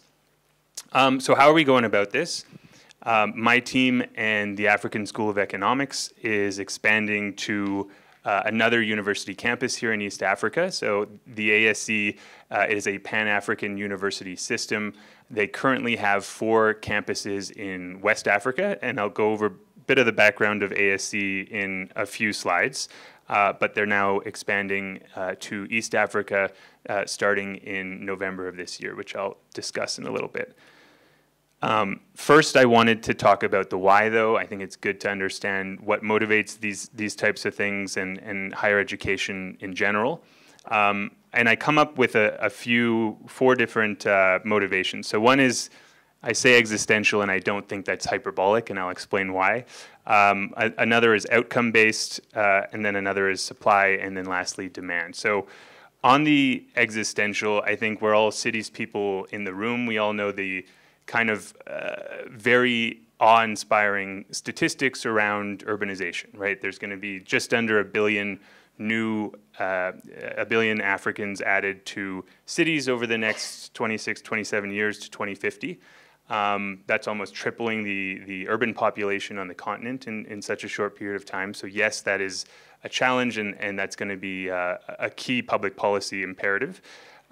But I like to zoom out a little further, and the more awe-inspiring demographic fact to me is that by the end of this century, by 2100, 5 out of every 10 babies being born will be African babies. And so Africa is not just, Africa is humanity's future. And if we underinvest in the brains on this continent, then that is not just problematic for the continent, but it's problematic for the species as a whole. Secondly, on outcomes, so basically this is getting at the current state of affairs across higher education on the continent, and there are some outcome gaps, right? And this comes from a recent paper that looked at, okay, what is the human capital of graduates of different universities across different regions of the world? And it shows that relatively wealthy countries, they have about 50% higher human capital in their graduates than those graduating out of universities across the global south. In terms of supply, so just some of the options available have some quality issues, and I look at the world rankings to get at this. So this came out, the QS World Rankings in 2024 just came out last month. There is 1 African university in the top 200, 3 in the top 300, and 7 in the top 500, and actually 5 of those are in South Africa alone. And so if we want opportunities for the entire continent, I think an investment in higher education system that is spread out across the whole continent is definitely something that's required. And then on demand, and this is specifically, and I know these are city folks in the room, this is specifically around cities. So this study, again, recently said that by 2040, about 600,000 engineering graduates, 600,000 are required in order to just manage and maintain the fast-growing cities across the continent. Right now, we are nowhere close to this number. And so again, this is a call to action to invest in the higher education system across the continent. And then the last is just anecdotal. I was listening throughout the conference, and again, this theme of skills at the local level came up, and Umar had a good quote yesterday. He said, we have and have been talking about these decentralization trends, but there is a skills gap at the local level. And then it's been mentioned yesterday and multiple times this morning as well, this theme of translating research into action. And I'll talk a little bit more about that. I think a discipline that's been really, really good at translating research into action has actually been medicine, right? And if we think about it, obviously medicine has some urgency. There's literal lives on the line, but I would say urbanization does too. And what medicine does, if you zoom out, medical students go through 4 years of training to get the latest medical knowledge in their heads. But that's not often all that's required. In order to be a great doctor, you need to be able to apply that frontier knowledge in the real world, right? So then they spend some time after the 4 years of the degree in what's called a teaching hospital, where they're paired with an experienced doctor. They are chaperoned, they are supervised by this experienced doctor. and they can then operate and sort of diagnose real patients, but in a supervised environment. And then after that teaching hospital period, then they're bona fide, fully fledged doctors. And I think we need the same sort of institutional setup and approach to urbanization, because cities, when you think about it, are really like human bodies in a way. There's a lot of interrelated parts. There's a lot of different systems happening at the same time, and they are emergent phenomenon. They are almost kind of biological in that way. They live and breathe and grow. Okay, a little bit more about ASE. So in the short 10 years that ASE has been in existence, they have a pretty astounding track record.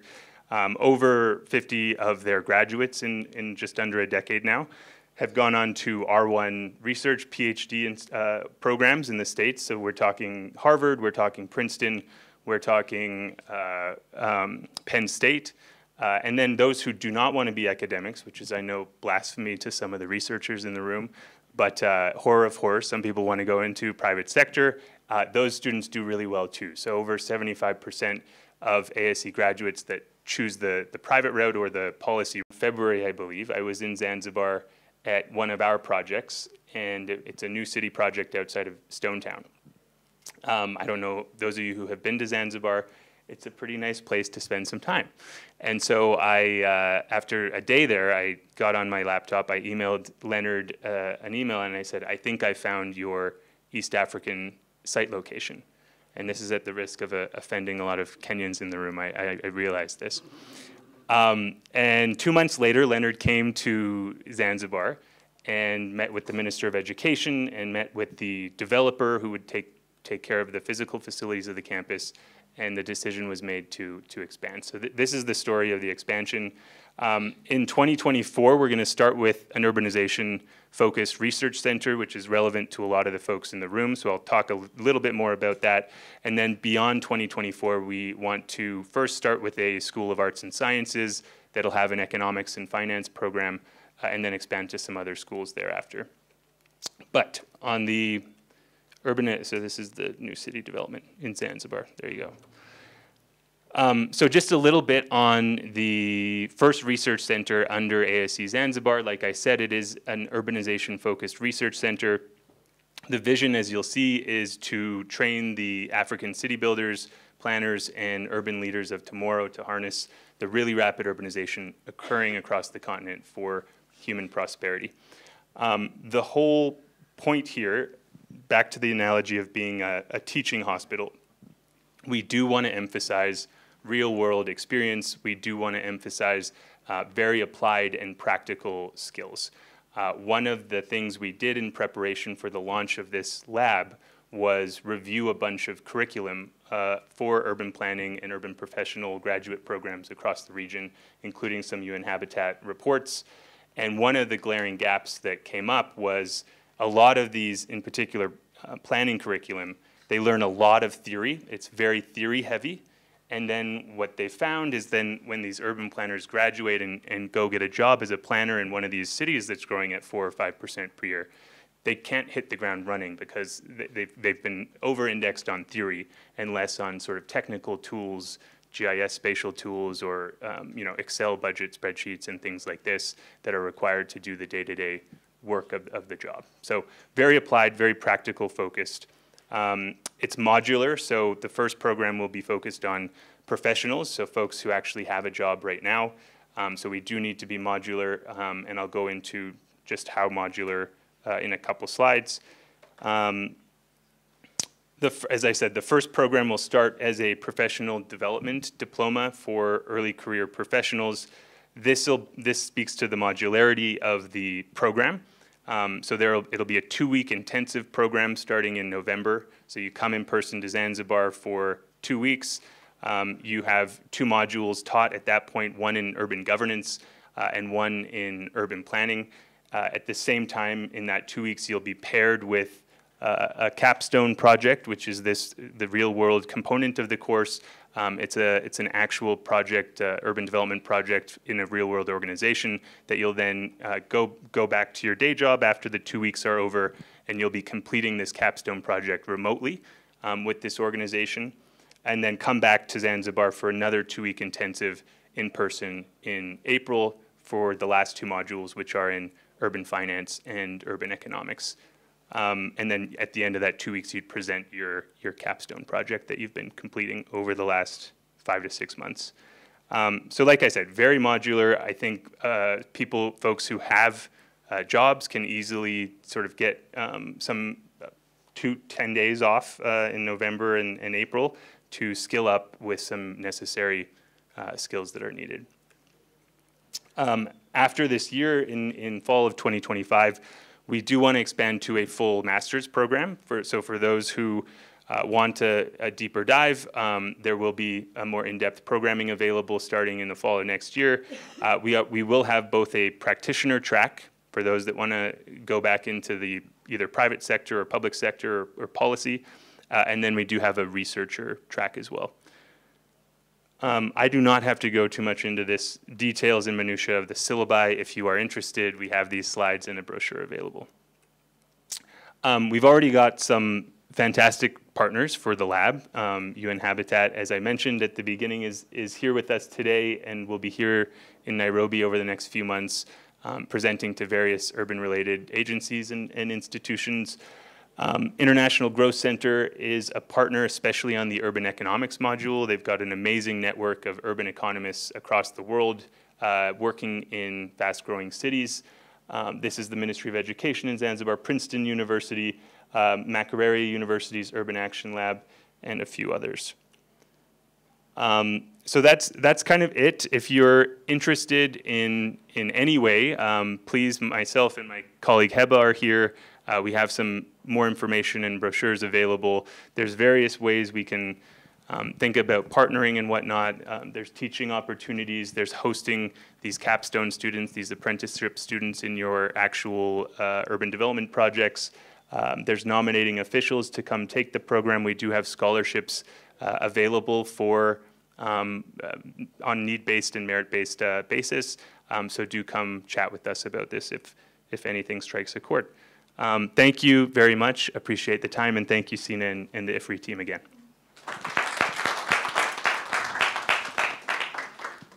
Thank you, Kurtis. We can chat.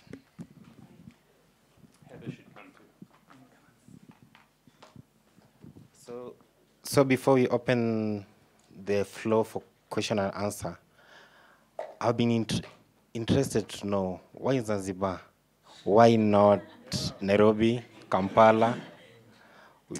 Come on, man, you asked me this with the former mayor right here?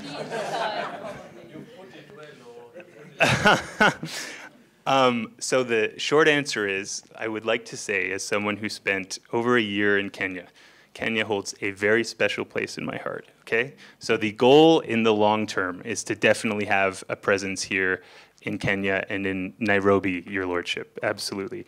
There are a few reasons to answer seriously why we chose Zanzibar. First, one is government buy-in. My team was already there. We already had some relationships established with the Ministry of Education, and the minister has been very eager in getting us over there. So that she's been pushing, and she's opened a lot of doors, and things moved quickly. Number two is the developer, right? Leonard is an academic. He cares about curriculum and research and courses. He does not want to build a campus. He's not a builder. And so we met this new city developer in Zanzibar that was ecstatic about the prospect of having a really high quality university domicile headquarter in their city. And he's been very helpful in building the physical facilities out. And then I would say the third factor is, and it ties back to it being located in this new urban development. The developer is very open to embedding some of the students that take the urban course in the projects that are ongoing around the new city development that we're working in. And so this whole pedagogy, this philosophy we want the urban lab to take around being a teaching hospital, it's very much helped by being able to embed our students in this rapidly growing new city development outside Stone Town. And then the last is, it's a tropical island paradise. So who doesn't want to spend some time in Zanzibar? Yeah. Okay, thank you, Kurtis, I think. Yeah. Just to reiterate what Kurtis said, right? So when the African School of Economics, the West African centers, they started in Benin, but then they moved to Cote d'Ivoire, and now they exist in Lagos and in Abuja and are extending. We're starting in Zanzibar, but wait for us, guys, because I'm pretty sure ASE is going to come to Nairobi. It's coming. It's coming, 100%. Thank you. And I like the prospect of how this program will expand. But we see in the current universities, we have urban programs, urban planning, urban governance. What makes AC special? Because it's a new thing. Are you replicating what's already there? Yeah, so I think that there are a few answers to this. I mean, the most important one is the emphasis on applied and practical, and really not just emphasizing classroom work as part of the program, but really getting folks out into the field and making the experiential learning a core part of the learning. I think you learn best when you do, and I think that'll really help in labor market outcomes. So when they go on the job market, they're much more likely to have the skills required to do the day-to-day job of planning a fast-growing city if they've done it before. So that's number one, is just our pedagogical approach, and I think this is backed up by the curriculum review we did of programs across East Africa. Like I said, it's very theory-focused. And hey, I'm an academic. I am a nerd, like a lot of people in this room. I like my theory, but you do need to be able to apply that knowledge and that theory in the real world. The other one is we've gotten some, like I'm biased, but some pretty amazing lecturers for the 4 modules that we have, and ultimately for the master's program next year. So I mentioned IGC, but there's also folks from the Marin Institute at New York University and OECD confirmed. And then we have Astrid Hawes, who that may be a familiar name, but she was formerly head of IGC cities, and now she has a bunch of adjunct positions at various city centers and works with municipal finance offices across the continent. So she's like literally the foremost person you want when you're talking about municipal finance. And I was talking to the folks from Senegal who were involved with the Senegalese bond issuance that ultimately didn't happen. So we have Dr. Jeremy Gorlick there, who helped that team out as part of the Bill and Melinda Gates Foundation project. So this would be another differentiator, is we have people who've been working in their various disciplines on the continent for decades, and they can bring that experience to bear and pass it on to the students.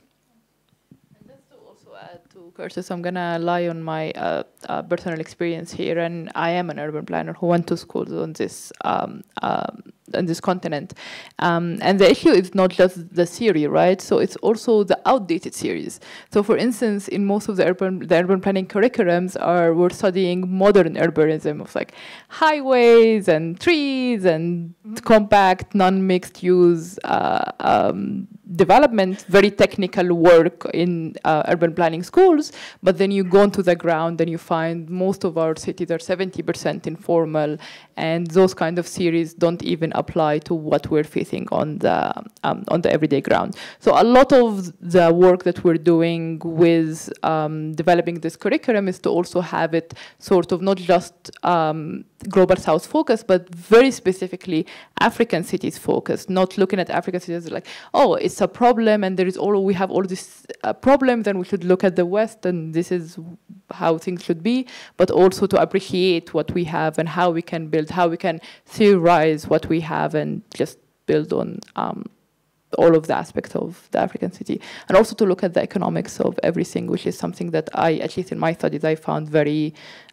lacking. So it was just like technical drawing rather than just understanding a holistic aspect of how the city is formed. Thank you, Heba. Thank you, Kurtis. It's amazing. You're doing amazing work. So I'm opening the floor for any questions.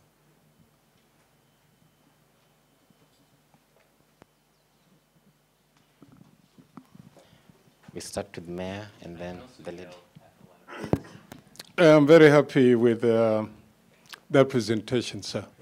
I thought you were going to start somewhere in Karachuonyo, Kanyeperu, way back in, but no, that's where I come from. But of course, I'm born Nairobi. And definitely those are the kind of the opportunities that this country needs, and I'm glad that you've gone all the way to Zanzibar.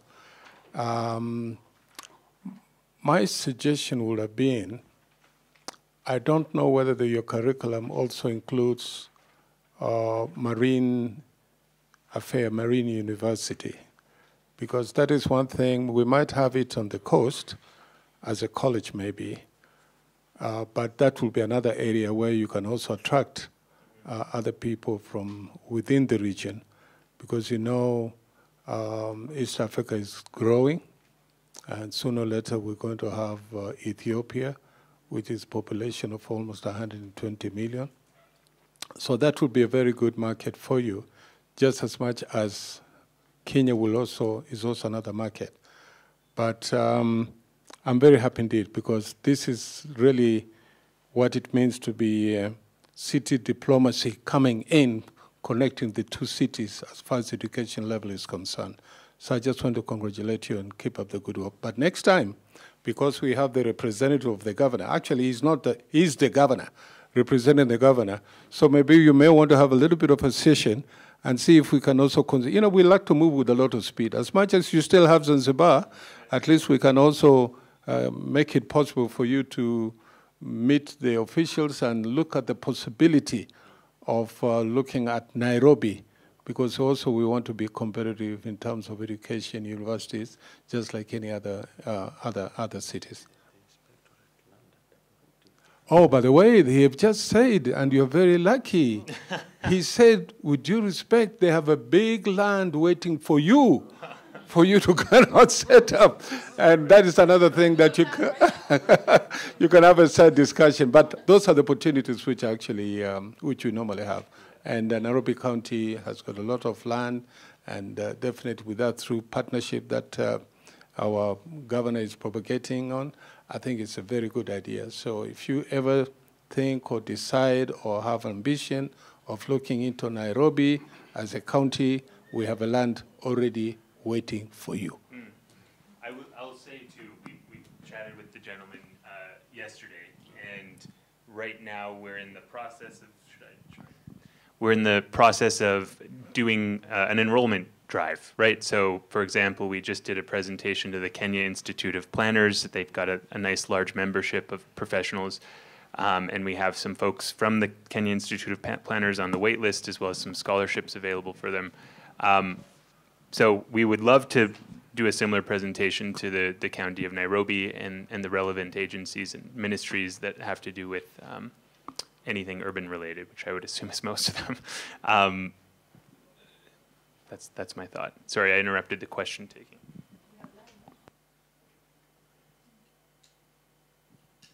We have the gentleman.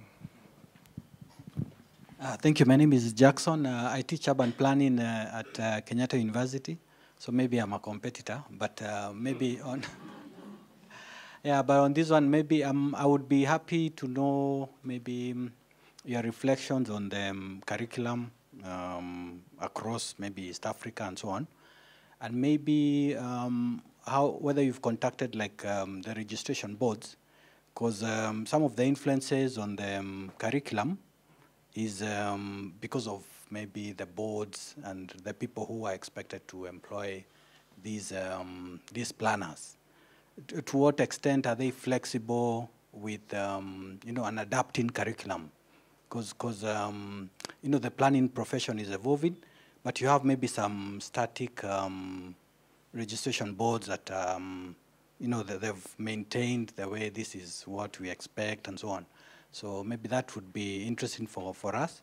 I was involved in the review, the debates around the review of the curriculum, and it's something that goes back and forth. And I would be happy to see, you know, the change that kind of you'll implement, the new curriculum you'll implement in Zanzibar would be a good influence to, you know, in the adaptation of this profession, even across maybe Africa and East Africa. Thank you. If there are no others, we have one. Thank you very much, our speaker. My name is Joshua Adam. I would like just to thank you very much for that establishment first. Congratulations for that. And also, I would like also to echo what our former mayor has just spoken here. There's a demand on this, and also I feel to stress that if you can, as you established in Zanzibar, to bring closer the marine university within the lake region, it would be very much imperative, because it is a vacuum, to say. It is a vacuum. My third question is, as you have established in Tanzania, you know very well Tanzanians, they speak Swahili. And sometimes back I happen to interact with them. They teach even chemistry in Swahili. And now, when it comes to your school, how are you going to engage these people? Because most of them, they learn in Swahili. And so I don't know whether in those faculties, you have special Swahili instructors who are going to direct and lead them through their courses. The last one is to know what is the fee structure for the whole curriculum. Thank you very much. I think that will be all. Kurtis. Great. So there are a couple things. So one on the mayor's point on the importance of marine and ocean curriculum and whatnot, and the opportunity that focus brings in the East African region, being on the Indian Ocean. So we wholeheartedly agree, right? Zanzibar, being an island economy, especially agrees, and there's a blue economy program there that is of highest priority to the government. And so the second research center that we establish under the African School of Economics in Zanzibar will be a blue economy lab. And so it will focus on all these marine and ocean opportunities available. And then the other thing I'll mention in this vein is, in the same new city development, the first non-Indian campus of the Indian Institute of Technology, it's called IIT, IIT Madras, just established in the same new city development as the one that we're building this new campus in. And so their specialty is STEM subjects, so mainly science and engineering. This is basically the MIT of India, right? These are the top students across the world's most populous country. And the second program they're opening up starting next year is in engineering ocean structures. And so if you, Mr. Mayor, or anyone else knows of really talented Kenyan engineers who are interested in ocean structures, it's a mere 1 hour flight away now, starting next year. On the curriculum question to the gentleman, so I kind of mentioned that I'll send this curriculum review that I think was led by UN Habitat, which was really useful. I already said the main takeaway from my part was the over-indexing the curriculum on theory and the gap when it comes to application and experiential learning. So that was my biggest learning from that. I would say second to that is just the lack of the quantity, right? So if the first point is about the quality of the curriculum, the second main point I took was about the quantity of urban planners graduating. And to drive that point home, if you look at kind of urban planning employment across different regions, the UK has on average 37 urban planners per 100,000 population. The US has 12 urban planners per 100 population. Can anyone guess what Africa's average is? This is an average across 12 African countries. Any guesses? It's 0.8. So less than one urban planner per 100,000 population on average across 12. And this is the most rapidly urbanizing place on the planet this entire century. And so, yes, there's an issue with with some aspects of the quality of the curriculum, like this over-indexing on theory. But I also think we just need more urban planners. period. What was the other point? Fee structure. So we haven't finalized the fee structure yet, but we've got some estimates for the diploma program that'll start in November. It'll be between $4,000 and $5,000 for the entire diploma. You are able to take individual modules, right? So I said there are 4 modules, one in urban governance, one in urban planning, one in urban economics, and one in urban finance. If you're interested in a particular one, you can take one of the certificates. It'll be a cost of about $1,500 per certificate. And then for the master's program, that'll be about $9,000 for the entire master's program, which is a 12-month degree. Having said that, I realize financing is an issue. The goal is to be able to offer scholarships, both merit-based and need-based. And so don't let financing get in the way of applying if you are interested in the program. Thank you, Kurtis. That marks the end of the partner session. If you're interested or have more questions, come chat. Perfect.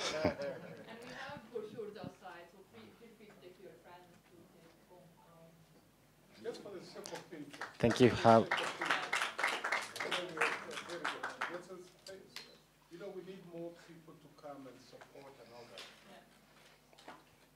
How would you, maybe we'll have one-on-one, the opportunities of the former mayors being your contact in terms of also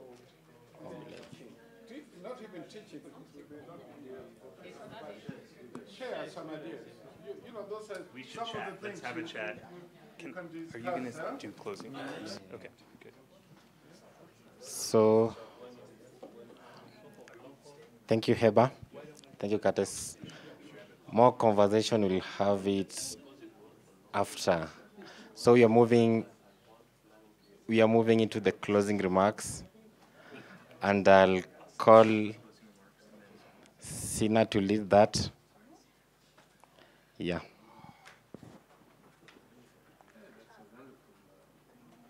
Yep. So the closing remark will follow this pattern. We'll start with the organization, UN Habitat, and then UCLG, and then finally Ifri. So I'm calling Charles Wagura to represent the Regional Office for Africa in Habitat. Charles has over 20 years of experience in urban development, ranging in multi-sectoral approaches.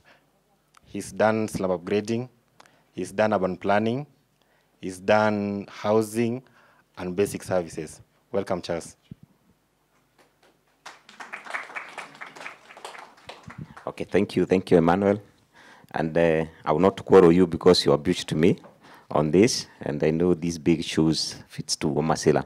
But all said and done, thank you so much for the opportunity just to make a few remarks on this.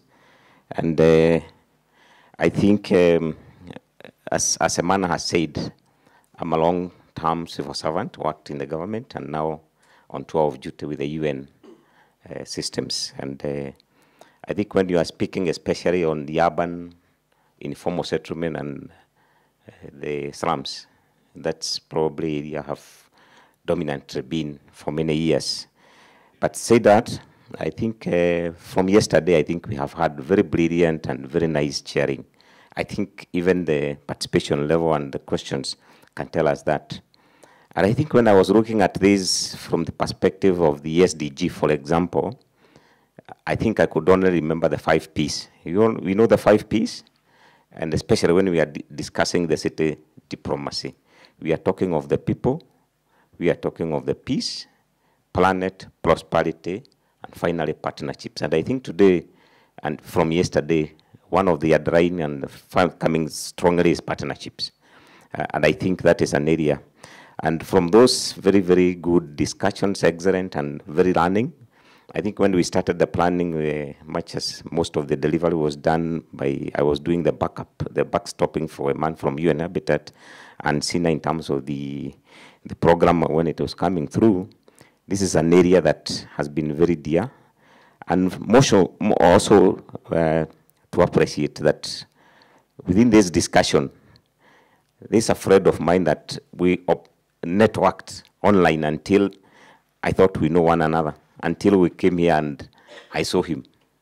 And I want to recognize Lorenzo. Yesterday he introduced the subject. It's an area that we had been discussing before, and thank you and all the others. And I think without going back to the areas that we discussed too much on this, probably one of the areas of the question would be what this city diplomacy, and probably we needed, as we discuss it further. And I think I want to borrow a leaf of what is happening within our city here today in Nairobi between the last few days in the discussions, especially on the discussion. For those who have been here in Nairobi, there's one big elephant in the room for Kenya called the finance bill.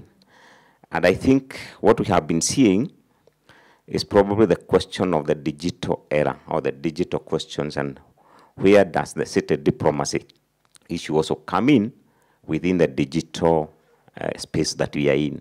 We are talking of the digital dividends. We are talking of the youth and the people who are growing towards the various things that are happening, and also to the county and the governor representative. Thank you so much. I think it's leading from the front, and I think this debate and discussions, especially like in our situation, both in Africa when the urbanization is growing up. The Kenya motto now is, the future is urban. And I think this is an area that we need to align to that. And also now to the organizers, I want to appreciate even the colleagues from UN Habitat and UCLG and Ifri. Thank you so much.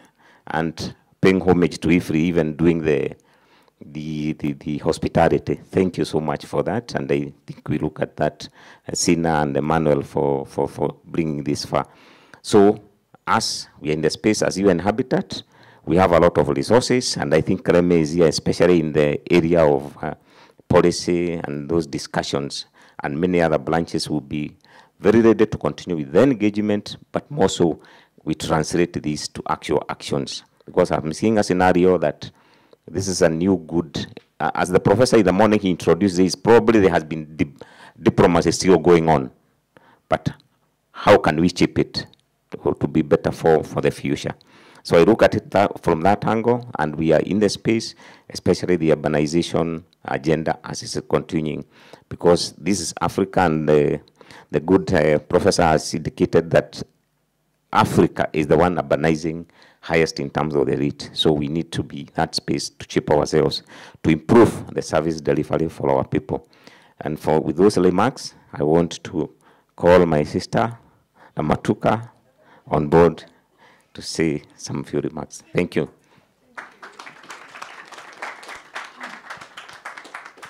Thank you. As I'm not fluent, I just say 2 words. Thank you, Sina. Thank you, Ifri, to give us the opportunity to share experience, to discuss, to continue the discussion between last year or we started in Paris. I think during these 3 days, or these 2 days, we see or we think about all challenges we face in our cities, in our land, in our territories. The issue is so complex.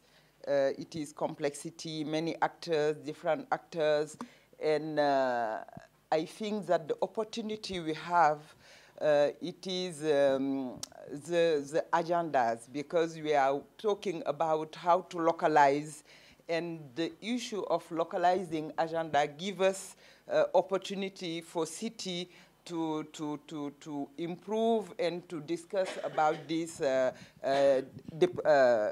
diplomacy, local diplomacy or municipal diplomacy.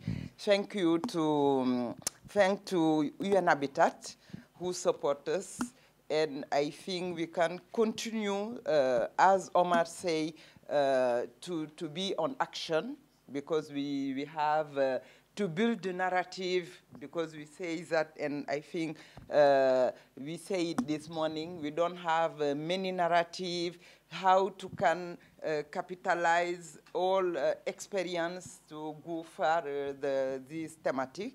Antuka, thank you to all participants. And I want just to say one thing one word to us, if yes. I say that how we can plan chaos. Because if we see the growing, urban growing in Africa, we don't see it in other countries. If we take Paris or the others, they have perhaps 100 years to reach 2 million persons.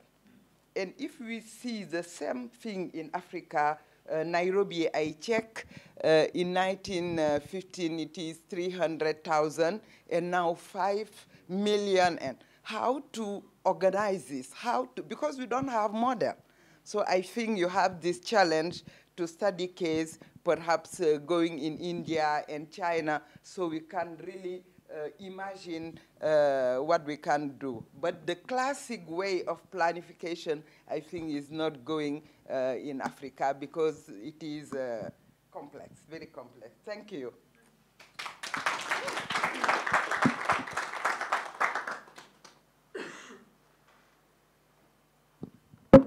Thanks, Rahmatouca. And I think this also shows that city diplomacy is needed for education, for building capacity as well, building bridges between learning institutions.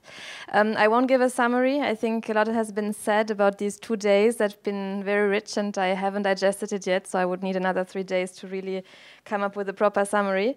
But I think we've reached some goals. We've unpacked and defined. I think this was one of the conference. More knowledge is needed. This is something we already had in mind before starting it, but I think we were able to ask more questions and identify areas where, especially in research, we need to collect more data.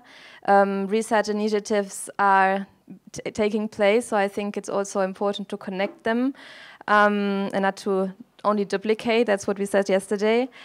And we need to think about how to make this move from research to action. It's an easy sentence to say, but it's not very easy to implement. We know that all, but I think we have to keep on doing it. I think training, education, capacity building, especially in an area such as city diplomacy, is really key.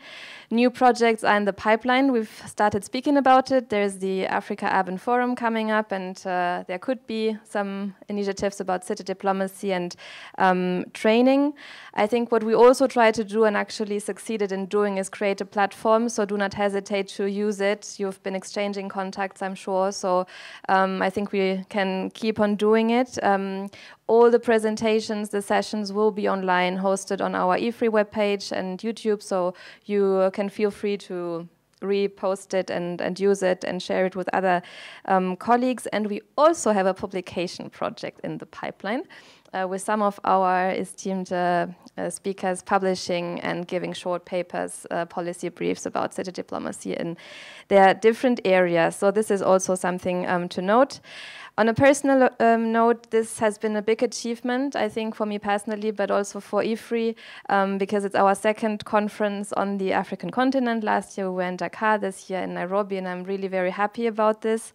I'm particularly attached, I mentioned it last night, to Nairobi because I've grown up here between these walls as a researcher at Ifri Nairobi. I worked with UN Habitat, and I came with a new team from Sub-Saharan Africa Center, Ifri, here to Nairobi. So thanks a lot for hosting us, all the colleagues here in the room. Ifri Nairobi, thanks for having us and for making this happen, to share your seminar room with us and the lovely garden. It was really a great place to have this this event. Thanks a lot again, UN Habitat and UCLG Africa for all the support for these months of meetings and endless Zoom sessions.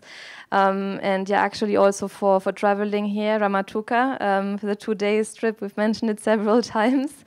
And also for our other speakers who've traveled from Paris and our partners from Zanzibar as well, really very much appreciated. And obviously also our participants in the room who do not come from Nairobi. A big thank you to the Ifri team. Hector, who's joined us a couple of months ago and who has really done incredible work on communication and who helped us increase the numbers of online participants. Thank you very much for this. Liz, thank you so much for being by my binôme for these whole 5 months, for attending all the Zoom meetings with me, for traveling with me. And yeah, you're incredible. And last but not least, Alain, thank you for your trust. Merci beaucoup pour ta confiance. You've just let me do and like implement. So thank you, and also thank you for coming to East Africa with us. So this was really yeah, an important trip. For all the participants, bon voyage, safari njema, wherever you go. Tutaonana baadaye, very soon, right? And yeah, merci. À bientôt.